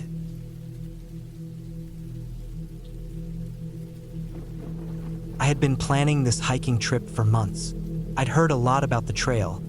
It was supposed to be one of those hidden gems that was perfect for people looking for a bit of solitude and a challenge. It was a good 12-mile stretch through the forest, with steep inclines and a mix of forest and open clearings. I wasn't an experienced hiker, but I felt I could handle it. The idea of a weekend alone with nothing but the sounds of the wind and trees appealed to me. So I packed my gear, checked the weather, and set off early that Saturday morning. The first couple of miles were easy enough, with a gentle slope and a lot of shade from the trees. The air smelled fresh, earthy, just the kind of scent that lets you know you're far away from the usual noise of daily life. It felt peaceful, and I almost forgot I was walking on a trail at all. But that's how it always starts, right? Everything is smooth and calm until something happens. I didn't know it yet, but something was definitely waiting for me. I came across a fork in the trail about 3 miles in. There was a sign, but it was old and worn down, the letters barely visible. I looked at both paths. One went left, weaving through some thicker undergrowth. The other headed straight into a slightly denser forest, with taller trees and less of the sun's warmth making it through. Something about the straight path called to me. I shrugged, took a deep breath, and decided to go for it. First, everything felt fine, but as I walked deeper into the forest, the air seemed to change. It got colder, even though the sun was still shining through the trees. The trail became less obvious, and I had to keep my eyes peeled for markers. I'd seen a few at first, but now they were starting to disappear. The further I walked, the less the trail seemed to be maintained. Small branches littered the ground, and I had to climb over fallen logs and push through thick shrubs. It was around the 5th mile when I realized I hadn't seen another hiker since the morning. I didn't see any signs of life, not even the usual animals or birds. It was just quiet, too quiet. I tried to brush off the unsettling feeling gnawing at me. It's easy to let your imagination get the best of you in the woods. I had read stories about people getting lost, but I wasn't that type of person. I was smart, I was prepared, or so I thought. After another hour of walking, the trail was barely there at all. I had to stop and look around a few times, trying to figure out where I was. The trees were getting closer together, their thick trunks making the path feel even more cramped. The sun had almost completely disappeared behind the canopy now, and I had to rely on my headlamp to see ahead. My water supply was running low, and the last thing I wanted was to get caught out here after dark. I checked my map again, trying to pinpoint where I was, but the map wasn't helping. The markings didn't match anything around me. It felt like the path had completely disappeared. Panic started to creep in. I tried to retrace my steps, but I couldn't find anything familiar. No markers, no clear trail, just trees and more trees. That's when I heard it. First, it was barely audible, a rustling in the bushes. I turned around quickly, my heart pounding in my chest. There was nothing there. I shook my head, trying to dismiss it as just an animal or the wind. But then, the rustling came again. this time louder. Closer. I felt the hairs on the back of my neck stand up. Something was out there. I reached for my pocket knife and kept walking, though every step felt heavier now. The path was completely overgrown, and I had to push through the brush, careful not to trip on the roots. With every movement, I felt more disoriented, more lost. It was like the forest itself was closing in on me. I walked faster, no longer caring about the trail. I just wanted to get out. The rustling continued, following me like a shadow. It was constant now, getting closer every time I stopped. My breath came in shallow gasps, my chest tight with fear. I had no idea what it was, but I knew it wasn't just the wind. I stumbled over a root, falling to the ground, my hands scraping against the dirt. I froze, listening. The rustling stopped. Dead silence. I strained my ears, waiting, hoping it was nothing. Then, just as I thought it might have been my imagination, a twig snapped behind me. I stood up quickly, my heart racing. I turned around and scanned the dark trees, but there was still nothing. I took a few more shaky steps forward, my eyes darting to every movement in the shadows. A few more steps and I stumbled onto something else. A pile of rocks, stacked strangely, unnaturally in the middle of the path. They weren't just randomly placed, they were too deliberate. It looked like a marker of some kind. But for what? I couldn't shake the feeling that something, or someone, was watching me. I couldn't remember the last time I had seen another hiker. For all I knew, I had wandered off the trail, completely off course, and now there was something out here, following me. The sound of the rustling came again, this time louder, more distinct. It wasn't the wind. It wasn't an animal. It was something else. I broke into a full sprint, ignoring the branches slapping against my arms and the pain in my legs. I had to get out. I had to find a way back. But no matter how fast I ran, the rustling was always there, just behind me, getting closer. The panic surged again, making it harder to breathe. I didn't know how long I ran for. My legs were burning, my chest aching. I could barely keep my eyes open, but I couldn't stop. Not when I knew something was behind me. Then finally I saw it. The clearing. It wasn't much, just a small patch of open ground. But it was enough. I collapsed to the ground, panting heavily. My heart was still racing, but I couldn't hear anything anymore. The rustling was gone. The air felt still, the world eerily quiet once again. I sat there, my legs numb beneath me, my head spinning. I didn't care anymore about finding my way back to the trail or even getting to safety. All I wanted was to catch my breath and let my mind calm down. After a few minutes, I forced myself to get up and look around. I had to keep moving, but something in the pit of my stomach told me that I wasn't alone anymore. The hairs on my neck stood on end once more, and I slowly turned around. There, just at the edge of the clearing, I saw it. A figure, tall, thin, and motionless, standing between the trees, watching me.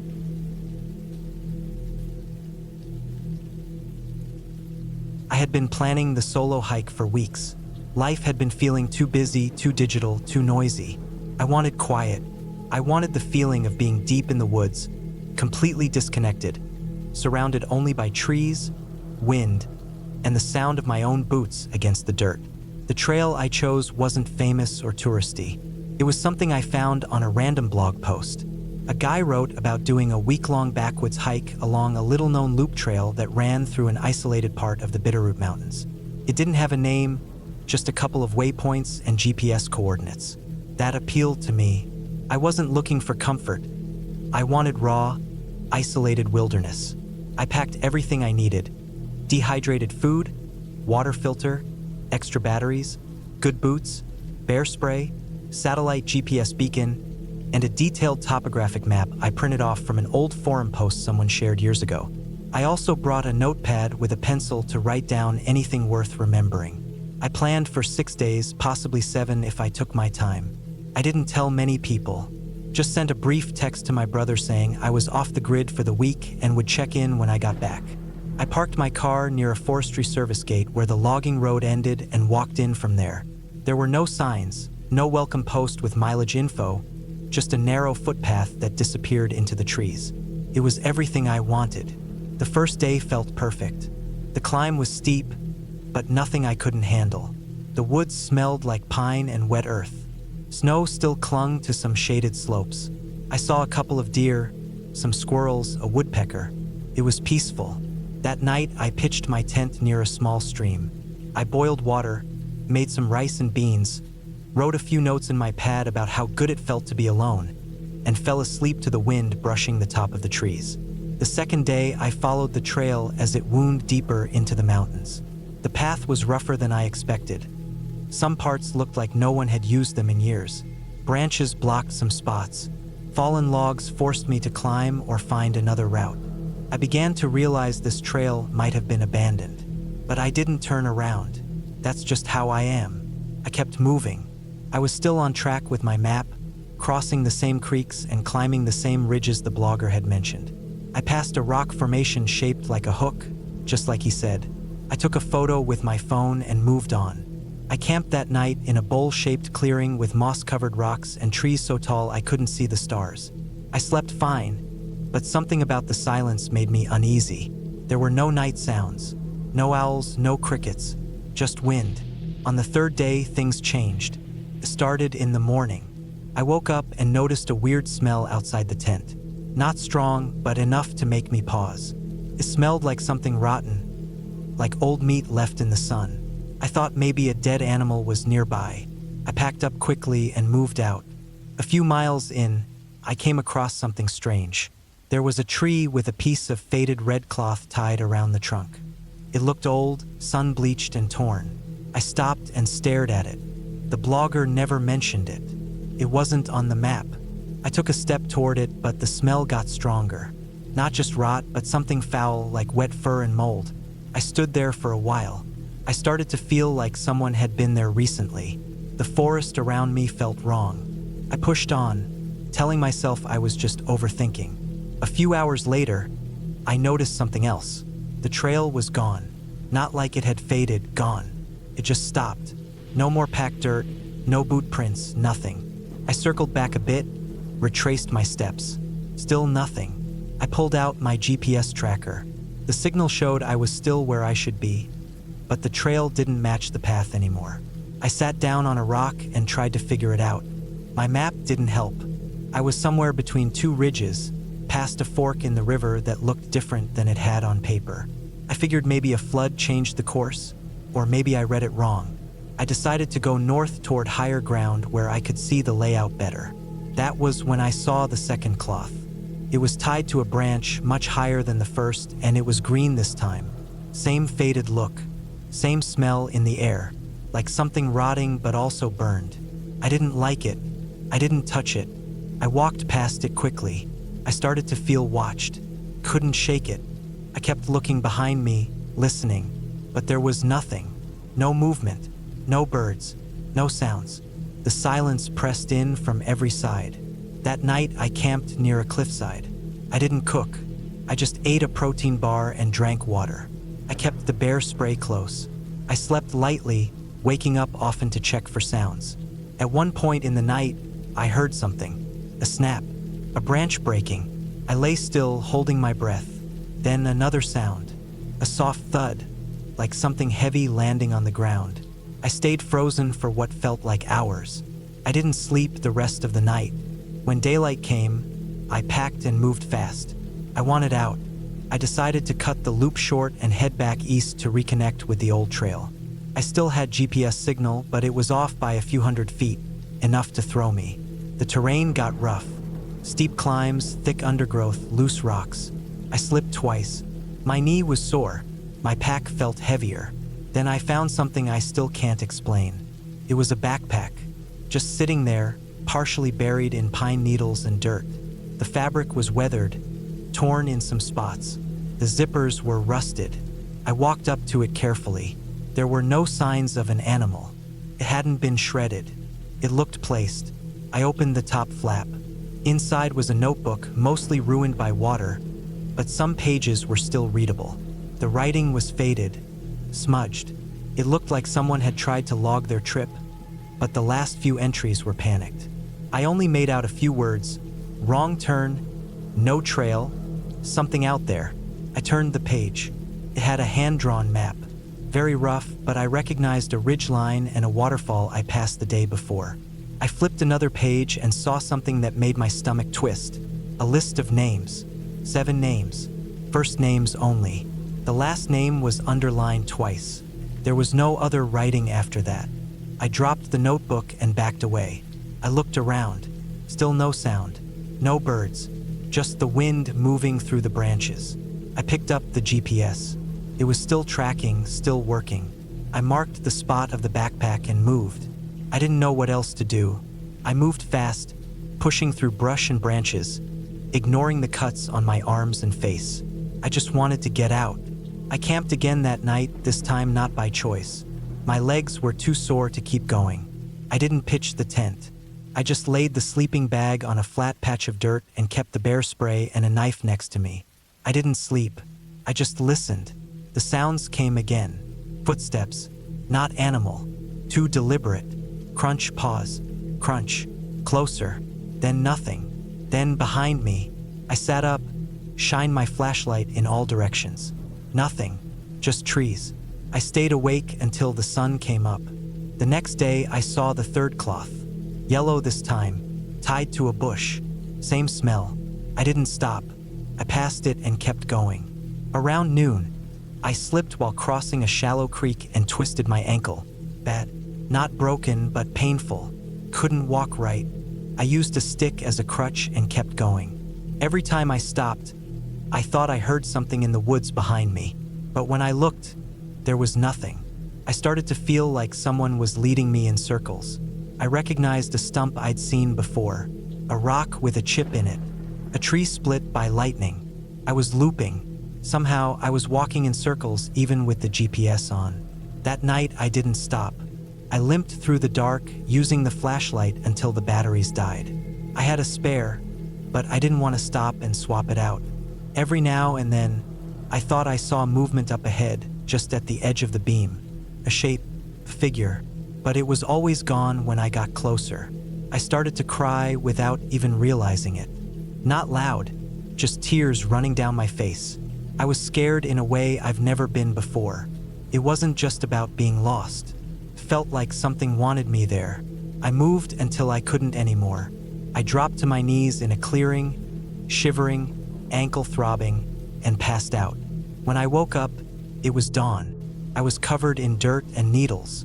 My pack was still on. Nothing had been taken. I got up slowly and checked the GPS. It had reset. No waypoints, no track, just a blinking dot in the middle of nowhere. I started walking downhill. That's all I could do. Down usually meant toward rivers, roads, people. After 2 hours, I found a logging road. Overgrown, but still a road. I followed it limping for miles until I heard something I hadn't heard in days. An engine. A truck. I waved and shouted until the driver stopped. He was a forestry worker. He looked at me like I was a ghost. I must have looked terrible. Mud, cuts, swollen ankle, sunburned face.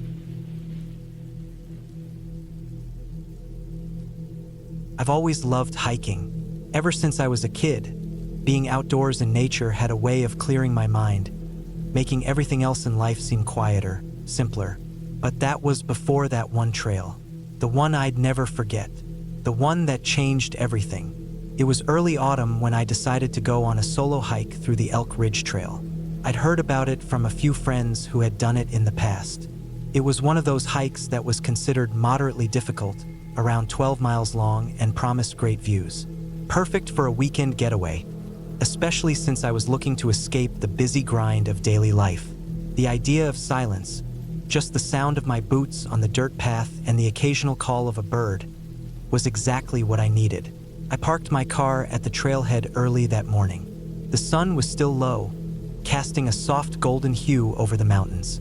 The air was cool, fresh with that earthy smell that only comes after rain. I grabbed my backpack, checked my gear once more, and headed off. The trail was wide at first, clearly marked with yellow trail markers. The path dipped into the woods, and I felt the familiar peace that I often found in nature's embrace. Birds chirped, the breeze rustled through the trees, and for a while, It felt like I could just forget about everything. It wasn't long before I lost the feeling of being at ease. The trail slowly began to narrow. The trees closed in around me, towering above, their branches twisting like old fingers reaching for each other. I could still see the trail markers, but they were farther apart now. The air became heavier and the woods denser. The stillness was deafening, interrupted only by the occasional snap of a twig underfoot or the flutter of a bird's wings. But it wasn't just the physical environment that started to change.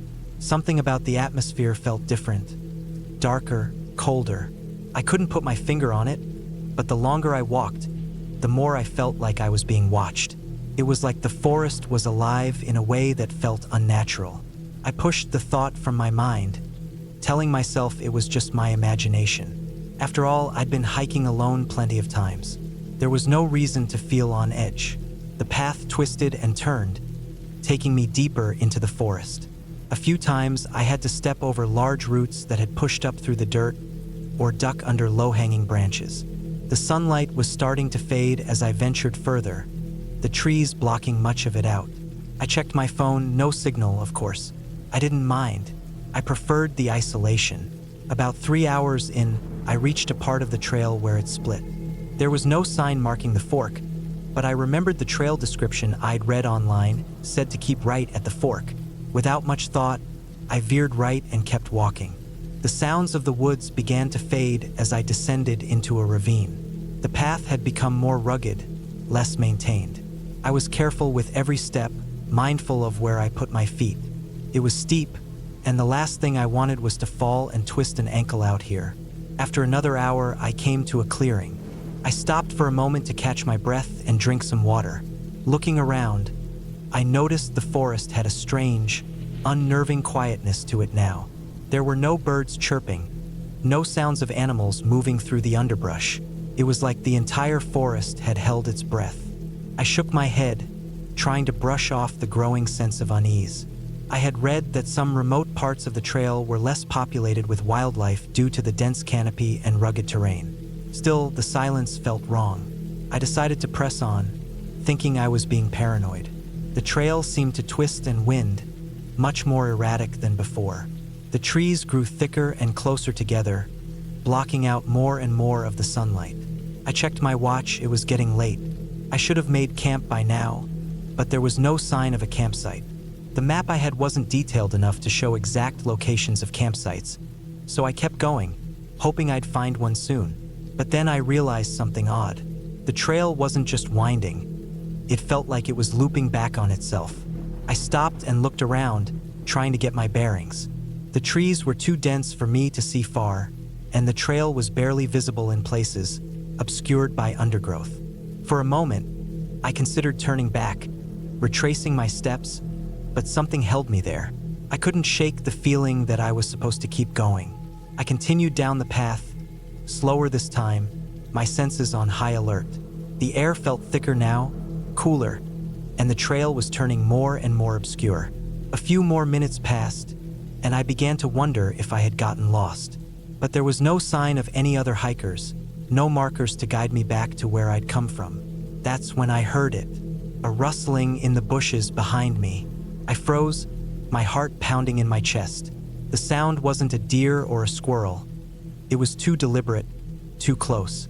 It was the sound of something large moving through the undergrowth. I turned slowly, my breath shallow. Nothing, just shadows and trees. The forest was eerily still once again. I convinced myself that it was just an animal, maybe a bear or a coyote, but the silence that followed made it worse. It felt like the forest was holding its breath again, waiting for something to happen. I didn't want to admit it, but I was scared. After a long moment, I turned back to the path, trying to convince myself it was nothing. I kept walking, faster now, eager to get to the next bend or the next clearing, anything that might show me a sign of civilization. But as I walked, I realized something even more unsettling. The forest was changing around me. The trees had become thicker, the underbrush denser. The trail seemed to get smaller, less defined. Every time I thought I was getting closer to the end of the path, the trees seemed to push me further back. I stumbled, nearly falling over a root, and caught myself on a tree. My breath was coming in short gasps now. I didn't know what was happening, but I had the feeling that something was wrong. Something was following me. I checked my map again, my hands shaking. The path wasn't supposed to split again for another mile. But as I looked up, I realized I was no longer on the main trail. The markers had disappeared, and the path was barely a foot wide. There was no way I could have missed it. I spun around, trying to orient myself, but everything looked the same. The dense trees, the twisted roots, the never-ending silence. I was lost. I tried to calm myself. It was getting late. I had to find shelter, find my bearings. I had food and water, and I could survive for a day or two if I had to. But as the minutes ticked by, the feeling of dread grew. I could feel eyes on me. I could hear footsteps behind me, faint but unmistakable. I was being followed, but when I turned around, there was nothing. The panic began to set in. My pulse was racing. I tried to retrace my steps, but everything looked the same. The more I walked, the more the trees seemed to close in around me, and the feeling that something was watching me only intensified. Eventually, I broke. My breath was coming fast now, a tight knot in my chest. I had to stop. I couldn't keep going like this. I found a small clearing and sat down, trying to regain some semblance of control. I closed my eyes for a moment, listening to the silence. The deep, thick silence. That's when I heard it again. A rustle. It wasn't far. My heart skipped a beat. The fear hit me like a wave. I stood up, my legs shaking. I had to get out of there. I couldn't stay another minute. I ran. I ran without looking back, my feet pounding the ground, my breath a loud rush in my ears. I pushed through the underbrush, scraping my arms on branches, tripping over roots. I didn't care. I just had to get away. The noise behind me grew louder, closer, until it sounded like footsteps, right behind me. Just when I thought I couldn't go on any longer, I burst through a thicket of trees and found the main trail again. The familiar yellow markers greeted me like a lifeline. I kept running, not slowing down until I saw the car in the parking lot ahead. My heart was still racing, and my mind was in a frenzy. What had I just experienced? Was it just my mind playing tricks on me? Or had I been truly followed? I didn't know, and I didn't care. I just wanted to be out of those woods. I drove home that night, unable to shake the feeling that something was still out there, something that had been watching me. But no matter how much I tried, I couldn't explain it. I never went back to that trail. I had planned this solo hike for months. The trail was a remote ridge in the northern mountains, a place not many ventured. It was known for its challenging terrain and breathtaking views. I wanted solitude, a break from the noise of daily life. I packed my gear meticulously. A sturdy backpack, a reliable map, compass, enough food for 5 days, water purification tablets, a first aid kit, and my trusted hiking boots. The first day was uneventful. The trail was steep, winding through dense forests. The air was crisp, filled with the scent of pine and damp earth. I made good progress, setting up camp near a small stream. The night was calm, the sky clear with stars. On the second day, the trail became more challenging. The path narrowed with steep drops on one side. I had to focus, placing each step carefully. The wind picked up, howling through the trees. I felt a sense of unease but brushed it off as nerves. By the third day, I reached the ridge. The view was stunning, with mountains stretching as far as the eye could see. I felt a sense of accomplishment. I set up camp early, wanting to rest and enjoy the scenery. That night, the wind intensified.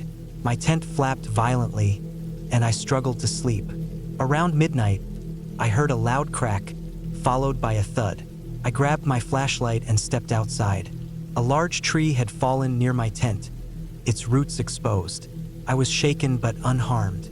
The next morning, I decided to continue. The trail ahead was less defined, with loose rocks and narrow passages. As I navigated a particularly tricky section, my foot slipped. I tumbled down the slope, hitting rocks and branches. I came to a stop, dazed and in pain. I assessed my injuries. My left ankle was swollen, and my ribs ached. My backpack had been torn open, some supplies scattered. I managed to retrieve most of them, but my map was gone. I knew I couldn't continue on the planned route. I needed to find a way back. I recalled a river that ran parallel to the trail. If I could reach it, I could follow it downstream to a ranger station. I fashioned a makeshift splint for my ankle and used a branch as a crutch. Progress was slow and painful. The forest was dense, and I had to navigate fallen trees and uneven ground. As night fell, I set up a minimal camp using my emergency blanket for warmth. The pain in my ankle was intense, and I worried about infection. I cleaned the wound as best as I could and took some painkillers. The following days were a blur of pain and determination. I rationed my food and water, using purification tablets for the river water. I encountered wildlife, deer, birds, and once, a bear in the distance. I made noise to avoid surprising any animals. On the 5th day, I heard the distant sound of a helicopter. I moved to an open area and used my emergency whistle. The helicopter circled and then moved away. I felt a surge of despair but continued. Later that day, I stumbled upon a trail marker. It was faded but recognizable. I followed it, and by evening I reached a ranger station. Exhausted and relieved, I collapsed on the porch. The rangers found me the next morning. They provided medical assistance and contacted my family. I spent the next few weeks recovering, both physically and mentally. The experience taught me the importance of preparation and respect for nature. I had underestimated the trail and overestimated my abilities. I was lucky to have survived. Now, I share my story to remind others of the potential dangers of solo hiking. Always inform someone of your plans, carry a GPS device, and know your limits. Nature is beautiful but unforgiving.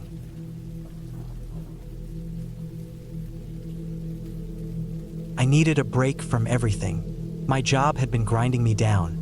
My apartment felt more like a cage, and my phone never stopped buzzing with notifications that made my stomach twist. So I planned a solo hiking trip.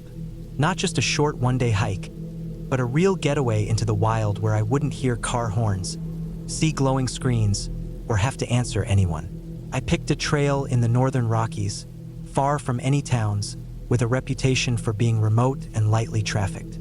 It wasn't famous, which made it perfect. The plan was to hike a long loop trail that would take about 5 days. I'd carry all my food and gear, camp out each night, and just walk, breathe, and exist.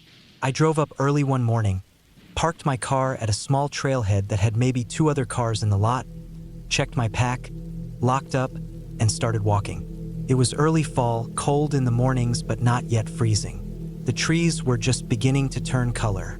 The sky was overcast but calm. Everything felt right. The first day went smoothly. I covered about 12 miles, found a good flat spot near a creek, set up my tent, cooked a simple meal on my little gas stove, and fell asleep early. I didn't see a single other person all day. That night, I slept better than I had in weeks. The cold air, the silence, and the exhaustion did their job. I woke up early, made coffee, and packed up quickly. The second day was tougher. The terrain got steeper and the trail was less defined. It was clear that not many people came through this way. I had to cross a couple of old wooden bridges that creaked under my weight. One had a few missing planks. I made a mental note to be more cautious. Around midday it started to rain. Just a light drizzle at first, but by the time I made camp it had become a steady downpour. I set my tent up as fast as I could and crawled inside, wet and frustrated. I ate a cold dinner and went to bed early again, hoping the weather would pass. Day 3 is where things started to go wrong. When I woke up, the rain had stopped, but everything was soaked. The ground was mushy, my gear damp, and the air cold. I forced myself to get moving, my boots squished with every step. I kept going, hoping I'd reach higher ground where the trail would dry out. But about 2 hours in, I realized I had taken a wrong turn. The trail I followed was narrower than I remembered, and I hadn't seen a trail marker in a while. I pulled out my map and compass. The tree cover was thick, and I couldn't see any landmarks. I tried backtracking, but somehow I only got more turned around. I didn't panic at first. I figured I'd keep heading west and eventually reconnect with the loop. I still had food and water, but as the day wore on, I felt more and more uneasy. I wasn't seeing anything familiar. The terrain was rougher with steep slopes and thick brush. My pace slowed. When I finally stopped for the night, I was exhausted and more than a little worried. I told myself I'd find the trail again tomorrow. That night, something woke me up. A snapping sound. Something stepping on a branch. I froze. It wasn't a small animal, too heavy. I listened, heart pounding, but after a while it went quiet again. I didn't sleep much after that. The next morning, I admitted it to myself. I was lost, completely off the main trail. My compass was working, but without any familiar points of reference, I couldn't orient myself. I decided to head downhill, thinking I might find a road or a river. I moved slowly, careful not to injure myself. I had a first aid kit but no satellite phone. Reception had dropped out on the first day. Around noon, I slipped on a wet rock and fell hard. My right leg twisted underneath me, and I heard a crack. Pain shot through me like lightning. I screamed, alone in the forest. After a few minutes of lying there, gasping, I pulled myself upright. My ankle was swelling fast. I could barely stand. I made a splint from a thick branch and some cloth from my pack. I had to hobble. Every step was agony, but I kept going. I didn't have a choice. That night, I barely slept. The pain was bad and I couldn't find a good position. I was cold and hungry. My food was running low. I rationed everything down to the smallest bites. The next day was worse. I moved maybe a mile all day. I kept hoping to hear a plane or see someone, but the woods were silent except for birds and wind. I started yelling sometimes, hoping someone would hear. Nothing. By the 5th day, I was out of food. My ankle was swollen like a melon and turning purple. I drank creek water after filtering it, but it tasted like dirt. My skin was cold, my hands shaky. I started thinking I might not get out. I thought about my family, my friends, all the stupid things I worried about before this trip, all the noise I wanted to escape. I stayed put for 2 days, hoping someone would come. I built a signal fire, but the smoke just blended into the gray sky. No helicopters, no search teams. I realized I had never told anyone exactly which trail I was taking, just that I'd be gone 5 days. They wouldn't even start looking yet. On the 8th day, something changed. I woke up early, forced myself to eat the last crumbs of a granola bar, and packed up. I looked at the compass, picked a direction, and just went. I don't know why. Maybe it was instinct. Maybe I was delirious. But I went north. The terrain started to open up a bit. The trees thinned. By midday, I came across an old game trail. Faint, but there. I followed it. It led downhill again, winding slowly. Then I saw a cut tree stump, fresh. Someone had been here recently. I felt a wave of adrenaline. I kept moving. That evening, just before dark, I heard a sound I hadn't heard in days. A low rumble. I stopped, listening. It was faint but steady. I followed it and came to a gravel road. An actual road. I limped onto it, waving my arms, shouting. A few hours later, well after dark, a truck came. An old pickup, its headlights catching my figure in the road. The driver slammed on the brakes and jumped out, eyes wide. I couldn't stop crying. He gave me water, helped me into his truck, and called for help on his CB.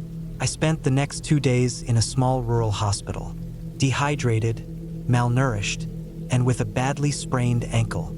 The doctor said if I'd stayed out another 2 days, I might have developed severe hypothermia or worse.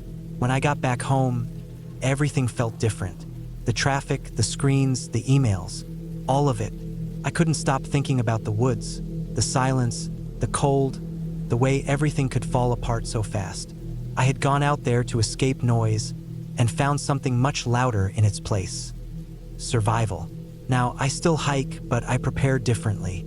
I carry a GPS beacon, tell someone my full plan, and I never push past my gut instincts.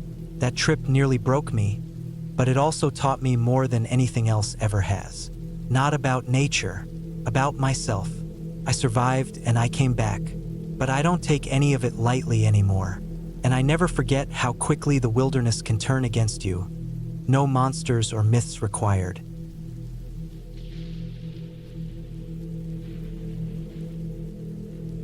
I had been planning this solo hike for weeks.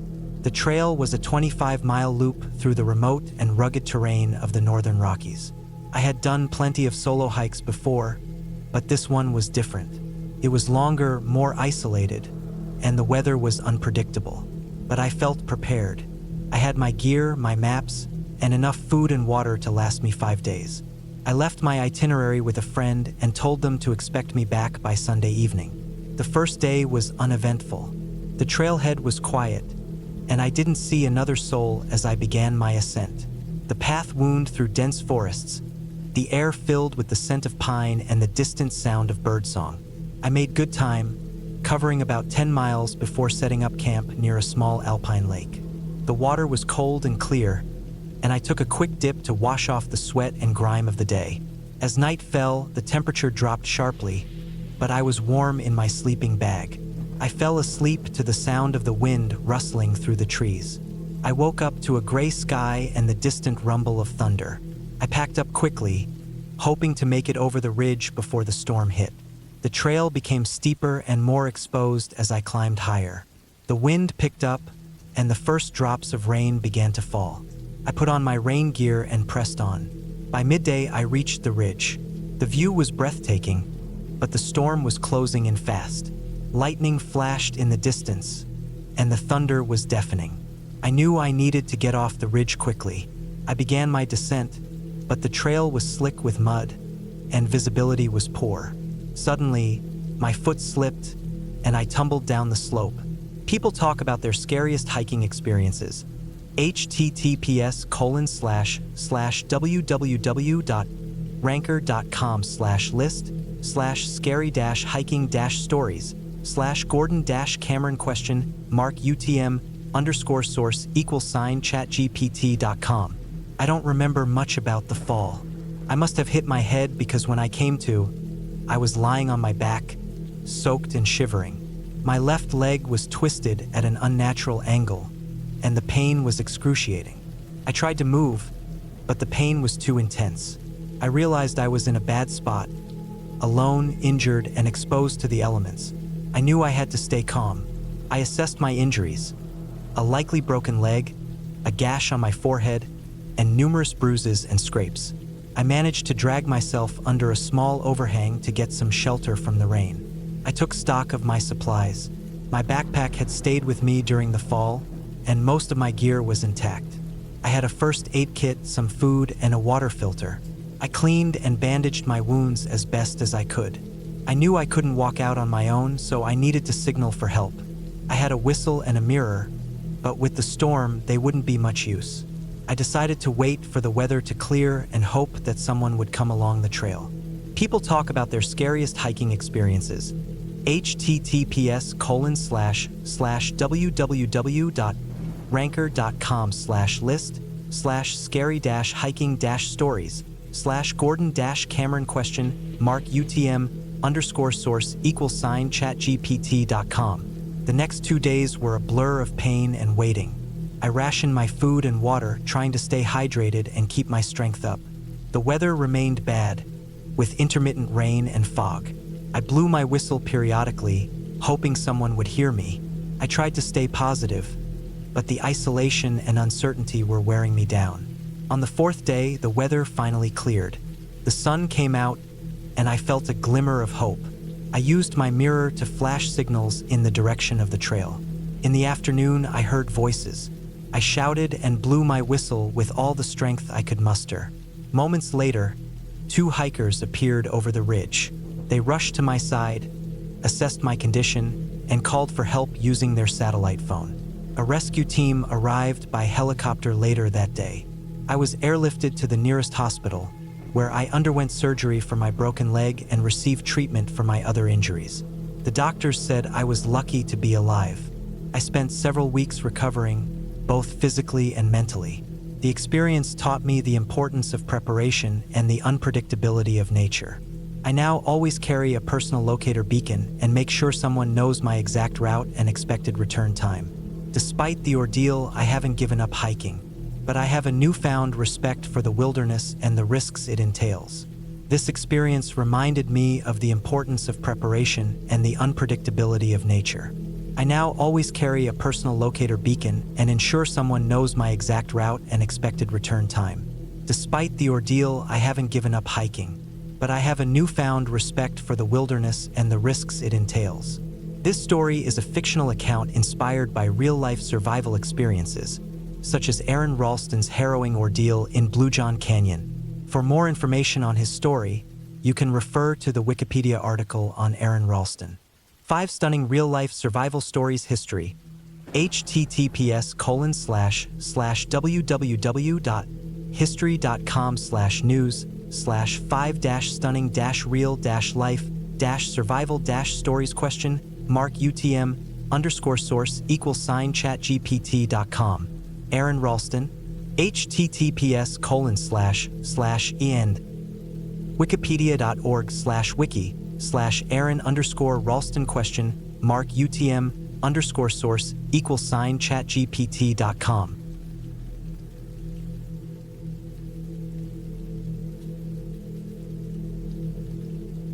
It was the second week of October when I decided to take a solo hiking trip through a stretch of backcountry trails in western Montana.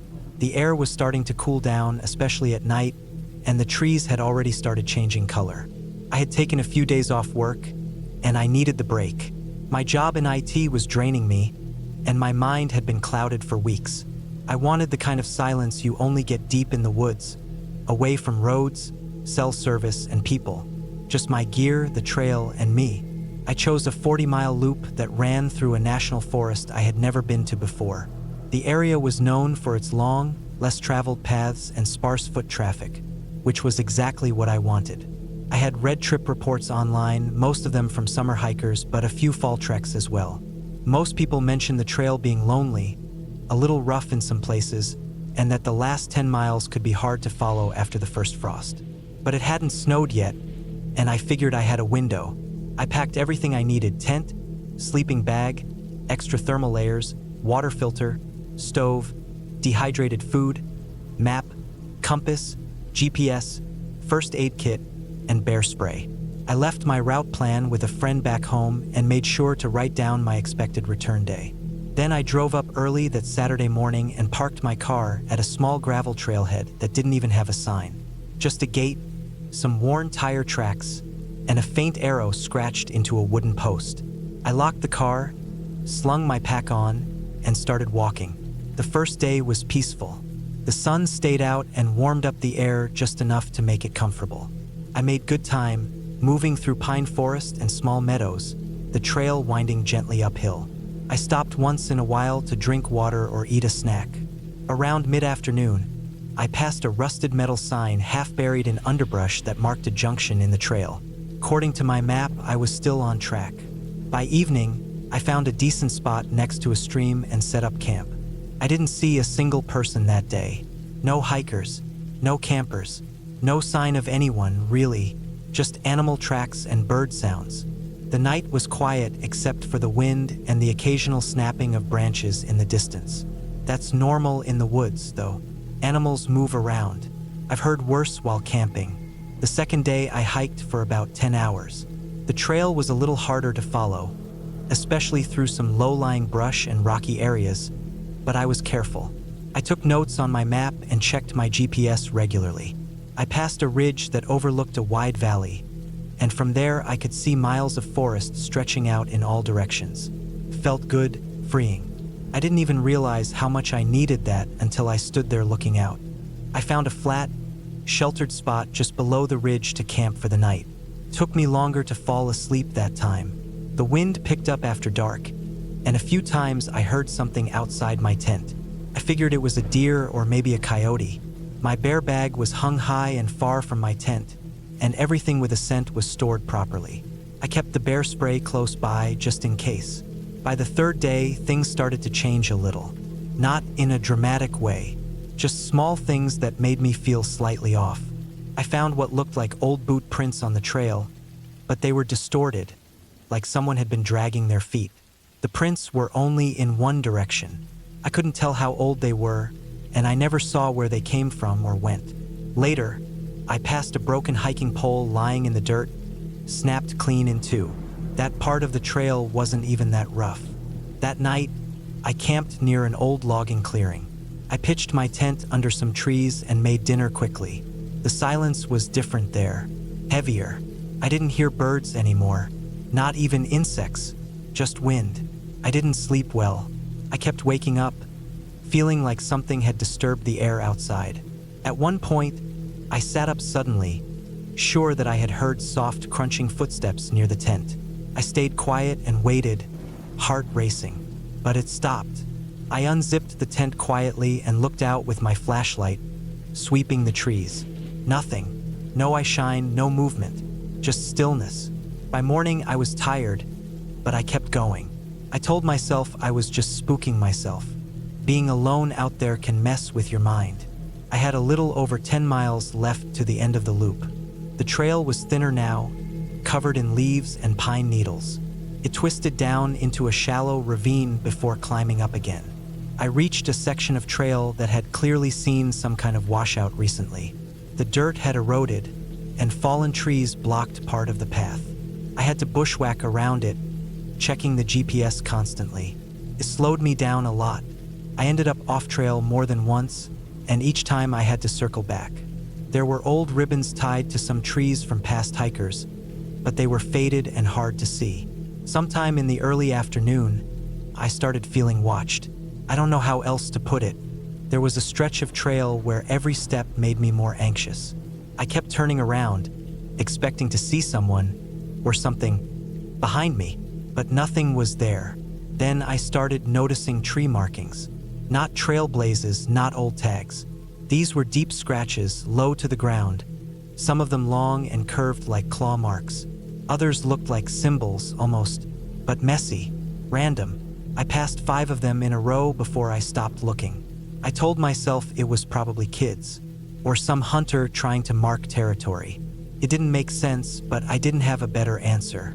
When I stopped to eat a late lunch, I heard something up the ridge to my left. It sounded like movement, but not animal movement. It was too slow, too methodical. I couldn't see through the trees well enough, but it lasted for about 10 minutes. Occasional rustling, a faint crack of branches, then silence again. I didn't eat much after that. I packed up and moved fast. The last few miles felt longer than they should have. I was drained and on edge. Every little sound made me twitch. Once, I thought I heard someone breathing behind me, but it was probably just wind filtering through the trees. Still, I didn't stop to check. Finally, I reached the last junction on the map. The trail split into a small connector path that would take me back to the trailhead. That last leg was rough, overgrown and clearly used less. But I pushed through. I just wanted to get back to my car. When I finally saw the gravel lot through the trees, I felt my chest loosen for the first time in hours. My car was still there, untouched. I threw my pack in the back seat, sat down, and just breathed. But I noticed something when I looked at the windshield. There were smears on the glass, greasy-looking marks, like someone had touched it with dirty hands. They weren't there when I left. And on the driver's side window, there were 2 faint smudges, shaped like fingertips. I drove home in silence, checking the rearview mirror more times than I care to admit. I never figured out what happened out there. Maybe I was just tired and anxious and read too much into the little things. But I've done dozens of solo hikes before, and I've never felt anything like that. I haven't gone back to that forest. I probably never will. These days, I stick to trails with more people, clearer markers, and less room for things to go unnoticed, just in case.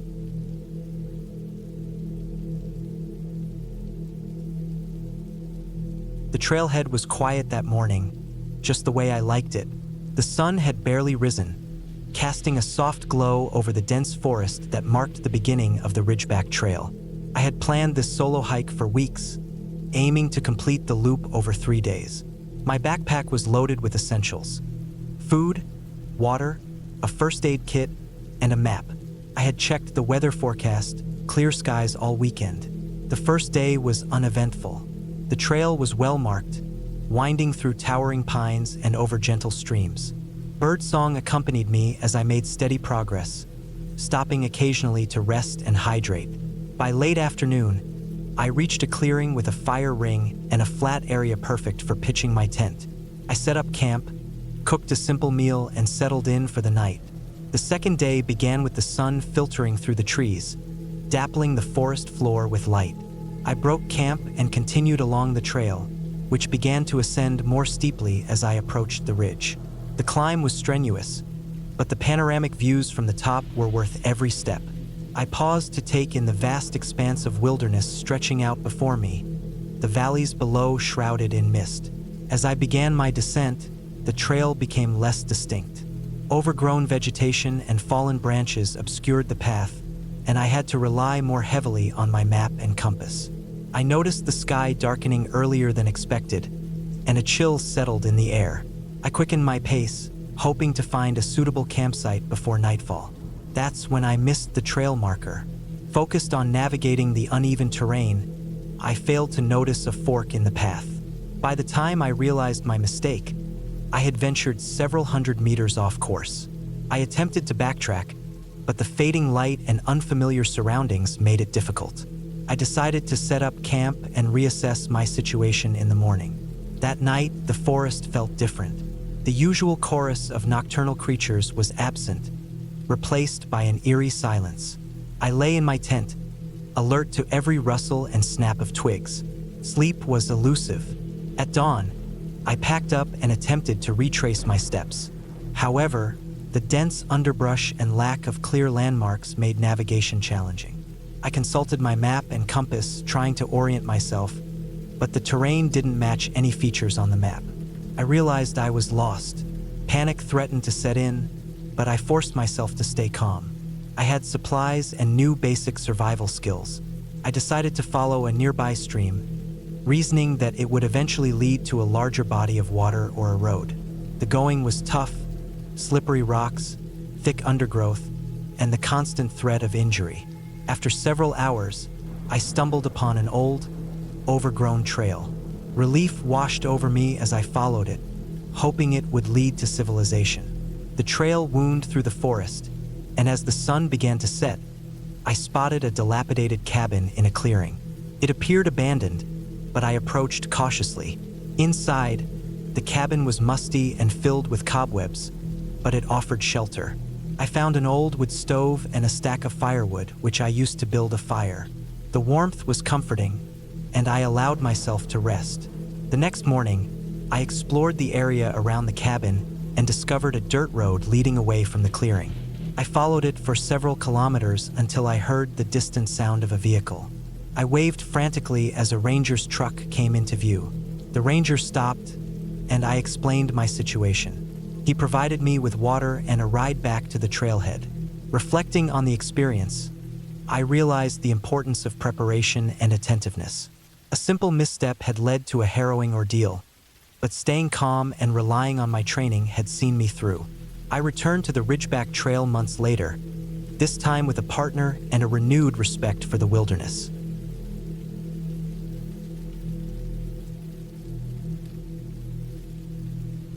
I set out early, eager to conquer the remote trails of the Kamardabin mountain range in Siberia.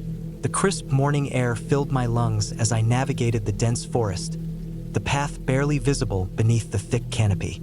My backpack was stocked with essentials: a map, compass, food, water, and a first aid kit. As I ascended, the trail became steeper and more treacherous. Loose rocks and slippery moss made each step a calculated risk. The forest grew denser, and the sunlight struggled to penetrate the thick foliage. I pressed on, determined to reach the summit before nightfall. Around midday, I noticed the temperature dropping rapidly. A sudden fog enveloped the trail, reducing visibility to mere feet. I paused, considering whether to continue or turn back. The map indicated a shelter not far ahead, so I decided to push forward. The fog thickened, and the trail became increasingly difficult to follow. My compass spun erratically, and I realized I might be off course. Panic set in as I acknowledged the possibility of being lost in this vast wilderness. I stumbled upon a clearing and decided to set up camp, hoping the fog would lift by morning. The night was eerily silent, broken only by the occasional rustle of leaves. Sleep eluded me as I lay in my tent, heart pounding with anxiety. At dawn, the fog persisted. I packed up and attempted to retrace my steps, but the landscape seemed unfamiliar. Every tree and rock looked the same. My water supply dwindled, and hunger gnawed at my stomach. After hours of wandering, I heard the distant sound of running water. Following the noise, I discovered a stream. I refilled my bottle and followed the stream downstream, hoping it would lead to civilization. Days passed. Exhausted and disoriented, I stumbled upon a group of hikers who guided me back to safety. The experience left me shaken, a stark reminder of nature's unforgiving power and the importance of preparation.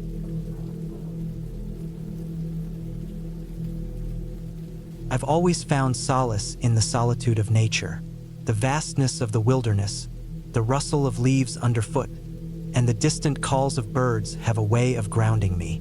So, when I planned a solo hike through the rugged terrains of the northern mountains, I was seeking that familiar peace. I set out early one morning, the sun just beginning to cast its golden hues over the landscape. My backpack was filled with essentials: a map, compass, first aid kit, water, some food, and a lightweight tent. The trail was challenging but invigorating, winding through dense forests and across babbling brooks. As the day progressed, the trail became steeper, the trees sparser. I reached a plateau by late afternoon, deciding it was a good spot to set up camp. The view was breathtaking, with rolling hills stretching out beneath a sky painted in shades of orange and pink. The next morning, I resumed my hike, aiming to reach a remote lake I'd marked on my map.